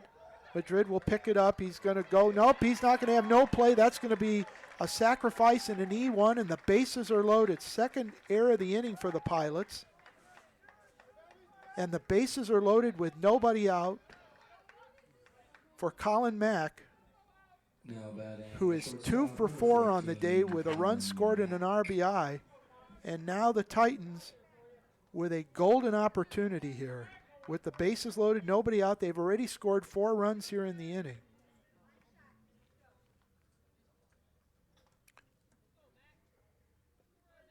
Pitch on the way from Madrid. That's going to be low for a ball. Nowhere to put him. So Miller, the courtesy runner at third. Walls, the runner at second. McCool, the runner at first. And their first and third are playing just about on the edge of the grass there. And that's going to be chopped foul. 1 ball and 1 strike to count here on Colin Mack. 9-7 IUSB. The Titans have plated 4 runs. The big blow, a 3-run homer to right field off the bat of Jose Sanchez. But the Titans still nobody out. The base is loaded. And that's going to be on the corner for a called strike, 1-2. And here's the situation where Madrid really could go for a strikeout here. And if you're Mac, you got to do whatever you can to put this ball in play and put the pressure on the defense, make them make a play. Exactly. And that's going to be check swing, no swing, so the count goes to 2-2. 2 balls and 2 strikes now the count here on Colin Mack. Bases loaded, nobody out here in the top of the 8th inning. Madrid's pitch on the way, and that's going to be grounded. It's going to be picked up by the third baseman, and he will have no play. It was sharply hit, but Love was unable to come up with it, and a run scores. That makes it 10-7. The bases remain loaded as Miller, the courtesy runner, comes in to score, and Devin Connors will come to the plate. Give Mack an RBI on the play. Everybody moves up 90 feet. Walls goes to third. McCool is at second now. For Devin Connors, the 9th person to bat in the inning, and there's a called strike. If you're Jose Madrid here, you need an out any way you can get it. You got to try to stop the bleeding somewhere you can, because the Titans have a golden opportunity to bust this game wide open. 5 runs have scored already. They have a 3-run lead for the second time today. Nice pitch in there for a called strike. No balls and 2 strikes to count here on Devin Connors. Case Cameron, who got it all started with a base hit, waits to hit on deck. Pitch on the way from Madrid. That's going to be a slow roll. You got to take the out if you can here. Any way you can, they will. The run will score. 3 unassisted for the first out. A run scores. That makes it 11-7. Everybody moves up 90 feet. So Case Cameron, who got a base hit and scored his last time, will come to the plate. And Tom, I know it's an out, but that's a productive out. Yeah, it absolutely is, and it's an out that Bethel needed, like you said earlier, to stop the bleeding, and now they can kind of regroup and see if they can leave these runners at second and third stranded and try to get some back in the bottom half of the inning. So 6 runs have scored. IUSB leads at 11-7 now. Runners still at second and third, but 1 out now, and Case Cameron. And if you're IUSB, you want to try to find some way to get these 2 runners in any way you can. And that's trying to fly ball, a base hit, whatever, as that ball's going to be fouled off. Yeah, at the least you at least got to get McCool in from third here with 1 out. Just put the ball in play. Well, if anything, it gives you a 5-run lead, and the old adage, a grand slam can't beat you. Correct. 0-1 the count here on Case Cameron. Yeah, and I'm kind of surprised Bethel hasn't brought their whole infield in again to try to I know they're playing Case Cameron to probably pull, but bring the infield in and try to cut that run down at home. Yeah, because you can't give up any more at this point. Good stop there by the catcher Gillum. 1 ball, 1 strike the count here on Case Cameron. 11-7 in favor of IUSB. The Titans have played at 6 runs here in the top half of the inning. Just 1 out. Runners at second and third. Pitch in the dirt.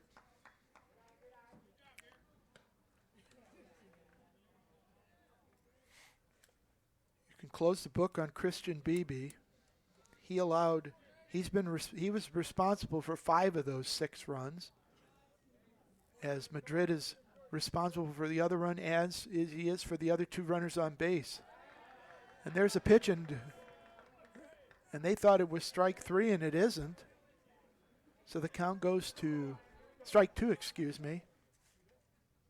And Matt Peach warming up in the bullpen for Bethel now.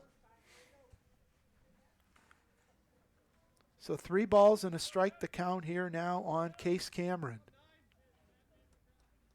McCool the runner at third, Mack the runner at second, and there's called strike 2, so it's a full count. 3 balls and 2 strikes. T.J.D. Herrera waits to hit on deck. He had a base hit and scored his last time. And that's going to be a chopper, and that's going to be one of those productive outs, and that'll get the run in, and it's now 12-7. And that's the old adage, you gave yourself up there for the best of the team, and he got the runner in. So Cameron with a run, and now you got a runner at third with 2 outs. 7 runs have scored. It's 12-5. Mack goes over to third. And D. Herrera, who is 1 for 3 in the ball game,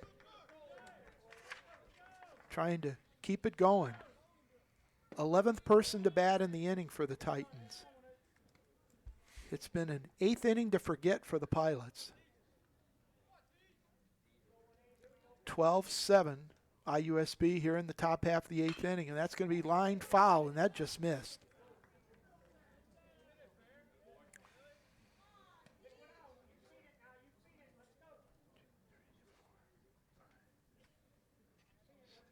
Six hits in the inning, 7 runs have scored. The big blow, a 3-run homer by Jose Sanchez.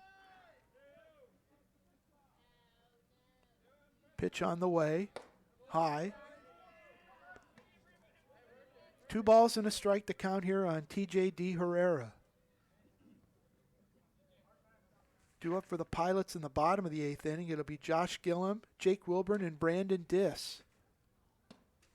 And that's outside. 3 balls and a strike. 3 balls and 1 strike to count. Colin Mack, the runner, at third with 2 outs. IUSB with a 12-7 advantage. And that's going to be outside for ball 4. So that'll bring up Tyler Welburn. Welburn had an RBI single his last time. Number 34, Tyler Welburn. So runners now at first and third. Now, and this is something that I've always said. Do you try to steal a run? Nope. Oh, that's going to be off of 1-5, and there'll be no play. That's going to be a base hit. Now you got to check to see if Madrid's going to be okay, as that ball went squarely off of him. That'll be what I was going to say is, Tom, do you try to maybe get the runner in first in a rundown and try to steal a run there from third? But I guess that wasn't even in the equation, as Welburn lined that one off of Madrid for an infield single. It's now 13-7 as Mack comes in to score. And the runner D. Herrera stops at second, and they're checking to see now if Madrid is going to be okay. 8 runs have scored in the inning, and it looks like we're going to have a new pitcher, and he will get as much time as he needs. As I think Matt Peach will be the new pitcher for the Pilots coming in. So, Tom, you have to be encouraged with, like what you said, what you've seen these last 2 games out of IUSB. They've gotten 13 runs today. Yeah, and 14 hits, the Yes. last 2 games, 14 matches, their season high. That was the case against Robert Morris on Sunday. So I think finally this offense is starting to see the ball. They're starting to get big hits in situations where they need big hits. And, during that 19-game losing streak, obviously that wasn't happened. So maybe the win against Robert Morris kind of started a little momentum and got some things rolling, and hopefully they can continue that. Well, for the most part, you've seen all 3 phases in spurts today where, the defense has played very well. The pitching, you have to be encouraged what Marty Ewing gave you today. I know it's tough with Matt Rose and what he did, but, Max Govert worked himself out of a jam there in the 7th inning, and now he's the pitcher of record as Matt Peach, the sophomore out of Crown Point, Indiana, comes in to pitch. For Matt Peach, he has no record. This is his 6th appearance. He has a 6.75 ERA. In 4 innings pitched, he's allowed 8 hits, 8 runs, 3 of them earned, 1 walk, 4 strikeouts. Opponents are hitting .364 against the left-hander, and he will have as much time as he needs to get warmed up, as we have seen a pitcher for both teams leave as on account of, injuries, as we saw Matt Rose leave earlier with a arm issue possibly, and as you mentioned, he was coming back from an injury, and then we saw Jose Madrid get hit with a line drive here earlier in the end, just a batter ago, to cause his leaving of the ball game, as runners are at first and second with 2 outs here in the top half of the 8th inning. And if Sanchez can find a way to get on here with 2 outs, we'll see well, Greg Peach against Matt Peach. So the brother, brother against the brother here, which will be a pretty interesting matchup. Yeah, and the thing about it is Sanchez belted a 3-run homer earlier in this inning, batting for the 2nd time. He will be the 13th person to come to the plate in the inning. They've already plated 8 runs in the inning, as Wellburn is at first and De Herrera is at second. So it looks like Peach is ready to go. The left-hander. Kind of a sidearm motion, it kind of looks. Yeah, that's the first pitch he's thrown that way. So oh, okay. He's going to operate in a couple different slots to try to give the batters a couple different views. So the IUSB leading at 13-7 here in the top half of the 8th inning. IUSB got 3 runs in the first. They got 3 runs. No, they got 4 runs. No, I'm looking at here. They got 2 runs in the 4th inning, and so far they have scored 8 runs here in the 8th inning. The Pilots with 3 runs in the 1st inning. They picked up 4 runs in the 5th inning. That's where we have done. So as I mentioned, these have been multiple run innings for both teams today. And Jose Sanchez, who to this point has the biggest blow of the inning and of the game, the 3-run homer, which gave IUSB at the time a 9-7 lead. So lefty on lefty, and that pitch is a little bit outside for a ball. De Herrera, the runner at second. Wellburn, the runner at first. 2 outs, 8 runs in for IUSB. They lead at 13-7, here in the top half of the 8th inning. Pitch is in there for a called strike, 1-1.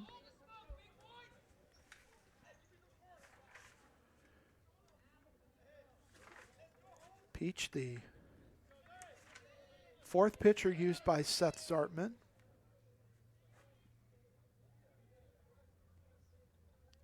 Pitch on the way.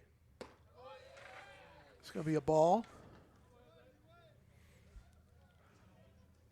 2 balls and a strike, the count here on Jose Sanchez. 2 outs here in the 8th. Pitch on the way, and that's going to be a little looper into left field, but coming on to make the catch. Is it going to? No, it's going to drop in front. Here comes a runner around to score, and the throw to second. They will get him. But the run counts. The run counts on the base hit by Sanchez.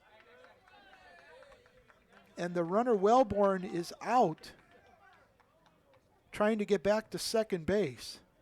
But in the inning for IUSB, they score 9 runs on 8 hits. There were 2 errors and 1 runner left on base. We head into the bottom of the 8th inning. IUSB leads Bethel 14-7. You are listening to and watching Bethel College Baseball here on the Regional Radio Sports Network.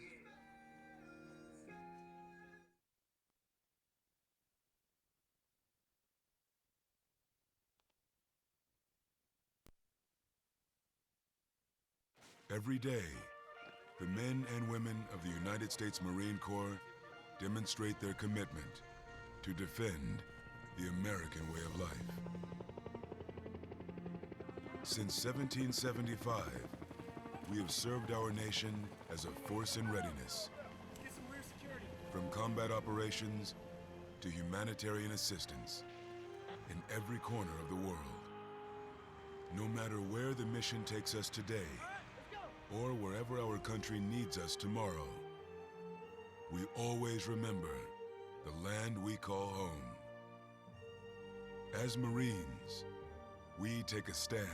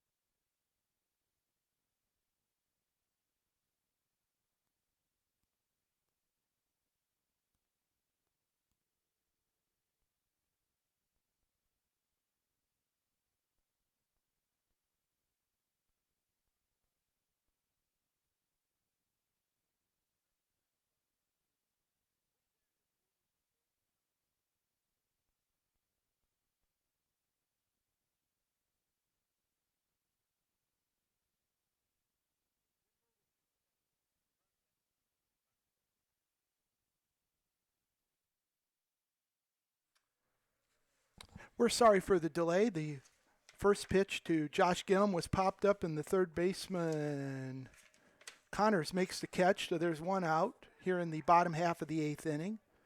IUSB with a 14-7 lead here on Bethel. IUSB got 9 runs on 8 hits in that inning. IUSB now for the ball game with 14 runs on 17 hits. 14 runs, 17 hits for the ball game. And there's a pitch, it's going to be a ball.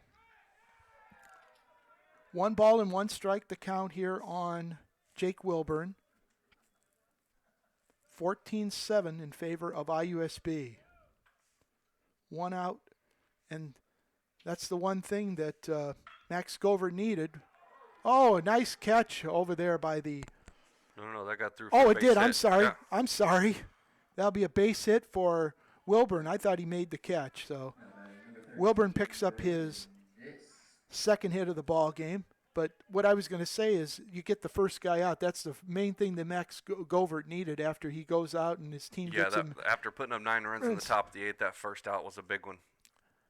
Brandon Diss will come to the plate now. Runner at first, 1 out. 14-7 in favor of IUSB. Pilots now with 11 hits on the day. 7 runs, 11 hits, and 2 errors.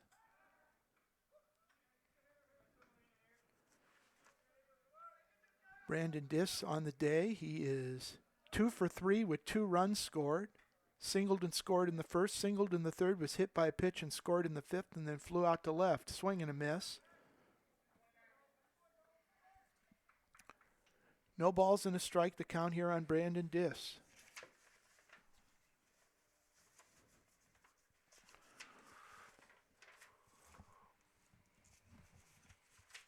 Pitch on the way from Govert, runner at first, 1 out. That's going to be lifted into left field. Coming on to make the catch will be Sanchez, and that's 2 outs here in the bottom half of the 8th inning. And that'll bring up Kawambi Moss. Moss is 2 for 3 on the afternoon. walked and scored in the first, doubled in the third, singled and scored in the fifth, and he flew out to Sanchez back in the sixth inning. So the Titans 4 outs away from making it 2 in a row. Pitch in there for a ball, ball 1. Due up for IUSB in the top half of the ninth inning, it will be Greg Peach, Max Walls, and Spencer McCool. Swing and a miss. And Govert in line now to pick up the victory here for the Titans as he came on.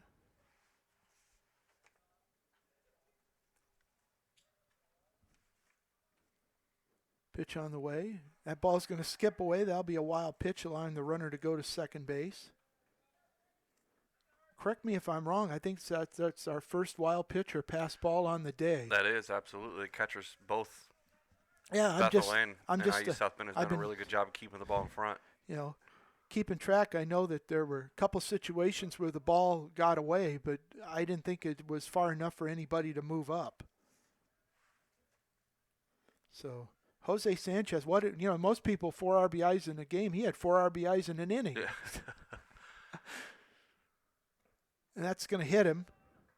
So, as Moss got hit by the pitch there, and seems to be in a little bit of pain there. And now if you're Max Govert, that's the last thing you want to do is you don't want to put runners on base here. No, you've got in this situation you got to throw strikes and let your defense work behind you.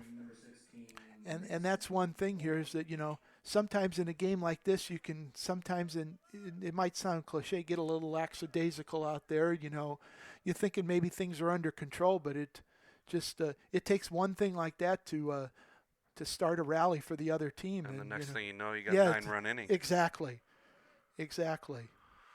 Runners at first and second with 2 outs to Mason Love. Love in the ball game. He had a 3-run double in the first inning, grounded to first in the third, and singled and scored in the fifth. And then he flew out to the center fielder, McCool, to end the sixth inning.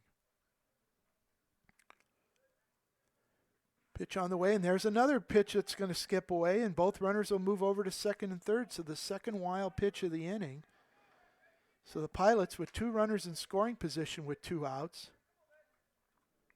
And it might not seem like much, but if they get these 2 runs, they still have another at-bat to come in. And, if they can shut off IUSB in the top of the ninth inning, 5 is a lot easier than 7. Yeah, and if you're Govert, you just got to step off the mound, take a deep breath. Exactly. Tell yourself that the 2 runners on base don't mean anything. Go after the hitter and get yourself out of this inning. Yeah, he looks a little bit out of sync right now. 3 balls and no strikes to count. He got that first batter out right away. Looks like the Titans will send Logan Young down into the bullpen to start getting loose. And that's a pitch on the corner for a called strike. 3 balls and 1 strike. 3 balls and 1 strike to count here on Mason Love. Jake Wilburn, the runner at third. Kawambi Moss, the runner at second. 2 outs here in the bottom of the 8th. IUSB with a 14-7 lead over the Pilots. And that's going to be lifted into center, but that's going to probably be no worry for Spencer McCool, who will squeeze it to end the inning. For Bethel in the bottom half of the 8th inning, no runs on 1 hit, no errors and 2 runners left on base. We will head to the 9th inning. IUSB leads Bethel by the count of 14-7. Stack 'em deep and sell 'em cheap. Stop by the Gates Automotive for their Zero Down Sign and Drive event. All they need is a signature for you to drive new, and you keep your tax return. Stop by Gates Chevy World, Gates Toyota, Gates of Granger, Gates Downtown South Bend, or the new Gates of Elkhart to sign and drive today. Come into a Gates Automotive location near you or go to www.gatesautomotive.com/stack for more information. And Beef O'Brady's in Granger now features Wing Wednesdays. Enjoy their award-winning traditional wings for 79 cents or boneless wings for just 59 cents each. They also have team trivia every Wednesday starting at 7 p.m. with prizes awarded. Located at State Road 23 and Bittersweet Road, Beef's is open for lunch at 11 a.m. 7 days a week. For more information, call 574-271-1415. Beef O'Brady's, good food, Good sports. Matt Copsey and Tom Norris back here at Patterson Field as we head into the top of the 9th inning. A 9-run 8th inning has given IUSB a 14-7 lead here, and as we mentioned, the Titans here in the 9th inning will have the catcher Greg Peach, second baseman Max Wall, and Spencer McCool, the center fielder, to face Matt Peach. And are you telling me now that we're going to have brother against brother here facing here each it other? Is, the lead off the top of the 9th. Greg Peach against Matt Peach. Mom's down here behind the backstop taking her pictures. So I wonder who she's rooting for. Well, I think she's got to root for both. We had the same matchup in the game against IU South Bend and Bethel last year, and I think Matt Peach won that battle, so Greg's out for revenge this year. And that's a pitch, and he almost hit him there. So I don't know if that was a warning pitch or some type of a pitch to let you know this is my plate or whatever.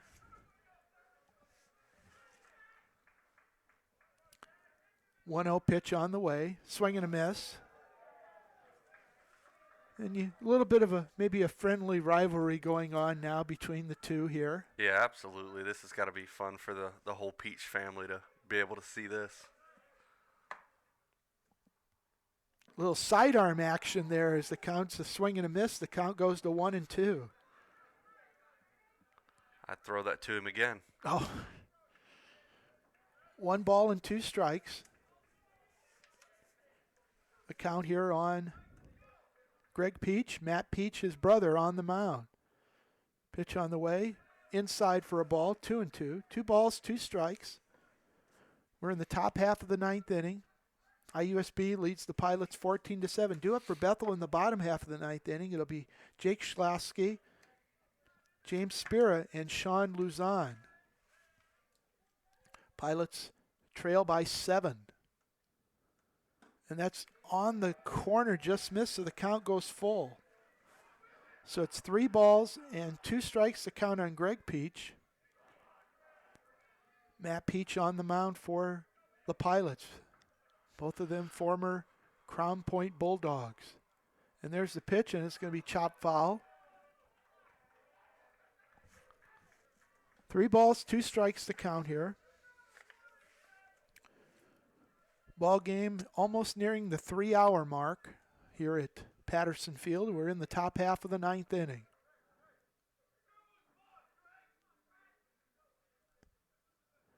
Payoff pitch on the way. That's going to be chopped. Foul ball. So the count will remain 3 balls and 2 strikes. IUSB plated 9 runs. They sent 13 batters to the plate in the 8th inning to score 9 times. 3-2 offering on the way from Peach to Peach. And that's going to be outside for ball 4. So score 1 for Greg Peach there as the Titans have the runner on. And I would imagine we will have a courtesy runner come on here. Probably It will be Matt Miller again. Is that Matt Miller? It is. Yep, okay. Matt Miller. I'm trying to see he's kind of turned to the side. I couldn't see the number there. So Max Walls, who walked and scored back in the 8th inning.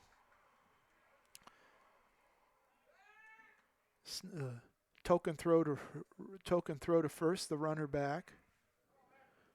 So, Tom, I know if you're IUSB, no lead is safe enough. So, they're looking to want to add on, and that one's going to be driven into left center field, and that ball will be caught out there by the left fielder Dis. So there's 1 out here in the top half of the 9th inning. And that'll bring up Spencer McCool.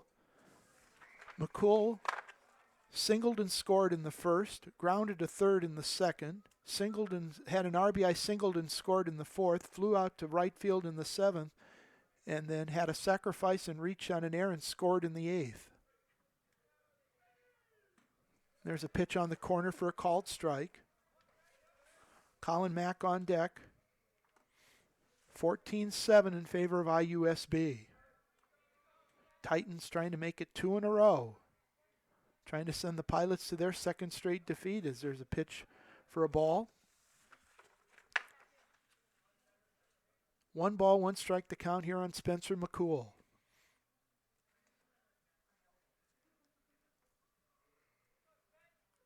Pitch on the way. That ball is going to skip by, and the runner will go over to second base. And just when I said it had been a clean game, we had 2 wild pitches in the last inning and 1 here in this inning. 2 balls and 1 strike to count here on Spencer McCool.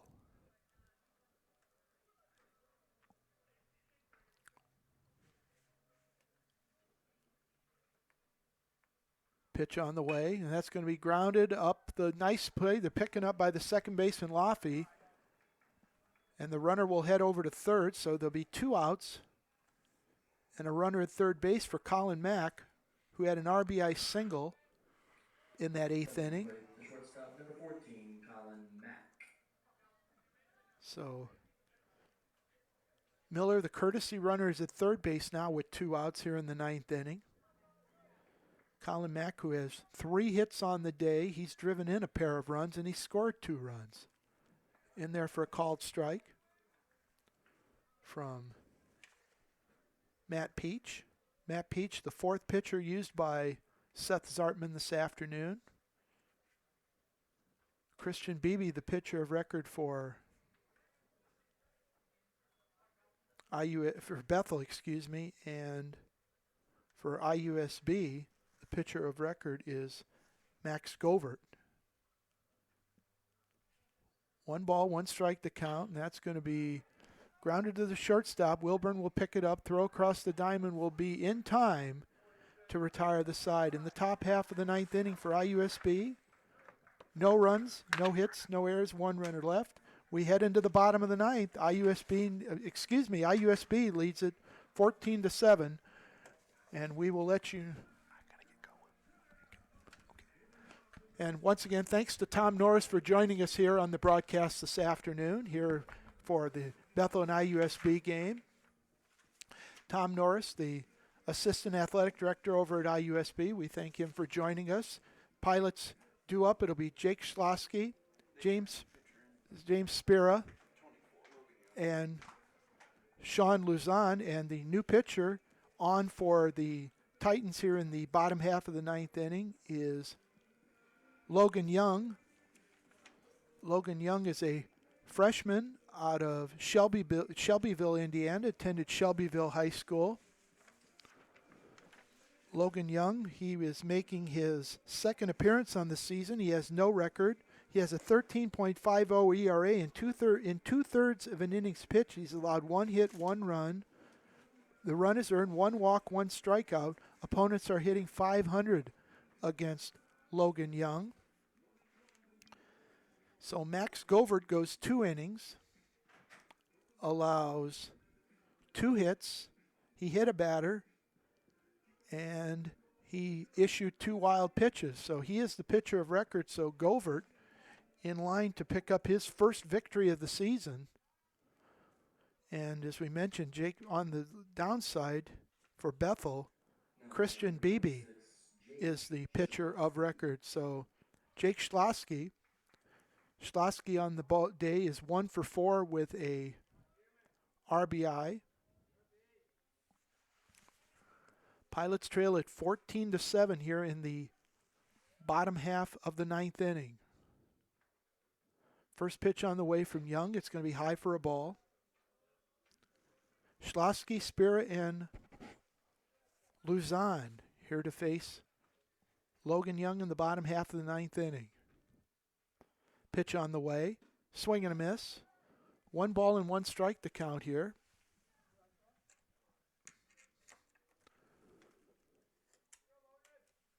One ball, 1 strike to count here on Schlosky. And that's going to be lifted into right field. Drifting back is D. Herrera, and he will make the catch. So 1 out here in the bottom half of the 9th inning. And that will bring up James Spira. Spera 0 for 4 on the afternoon.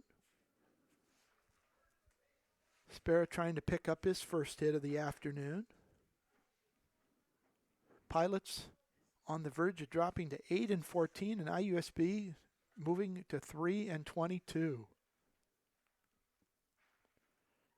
And that's going to be an inside for a ball. 1 ball and no strikes.